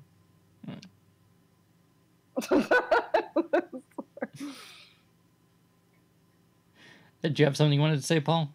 No, I was gonna mention Kent Hovind, and then I thought better of it. It was tempting to pull something from Ken Ham or Kent Hovind, but I'm glad you didn't. It's good to get a palate cleanser with something else. Yeah, I didn't want to make you mad. That's true. I may seem calm on camera, but Shannon can attest that I have to watch these things several times to get the Hulk. Yeah. Same thing. Out of the way. Same thing for me. The first time I watch something I respond to, I'm like, what the fuck? I can't sit through this. But then after a couple times, it's like, okay, I get what he's saying. Let's go. Thank you, Brian Stevens, for the $2 in the super chat for hiith to buy rum in a few years. Thank you. I will definitely buy rum in a few years. I think rum's gonna be more expensive than that in the future. I'm no economist, but he still has years to donate more, so we'll be fine. Thank you. He's a good guy. So is that a reasonable place for us to wrap up? I think I'm gonna unfortunately have to. Oh yeah. Yeah. Some family stuff. Oh yeah, I was about to wrap up soon anyways, but yeah. Cool. Now's as good a time as any, unless they were going to talk about Nazis soon, but that's fine. I think you might have to do that homework on your own time. All right, but thank you guys. No, I'll never know. I'll never know if I'm a Nazi. Thanks, Brian Steven. Thanks, Brian Steven, for the 10 adjusting for future prices. Sweetheart, See, awesome. I'm making you money just by being here. Yeah, thanks. Thanks for begging for donations for me, so I don't have to do it. Yeah, I do think at the end of, eventually at the middle and end of the streams, I will be thanking all the super chats, the donators, and the supporters on Patreon. So I'll get that situated eventually, but that's going to be it for this podcast. Thank you so much, Paul and Shannon, for joining me. Thanks so much for having us. It was fun. Yeah. That's awesome. Yeah, maybe next episode we'll uneven the American to Canadian ratio on this show. See which one wins. But thank all you guys for viewing, even though the stream was unlisted for about half of it. Subscribe to the Sinner's Pew channel to view the whole thing in the future. And yeah, I think that's pretty much it. Thank you all, and goodbye. Good night.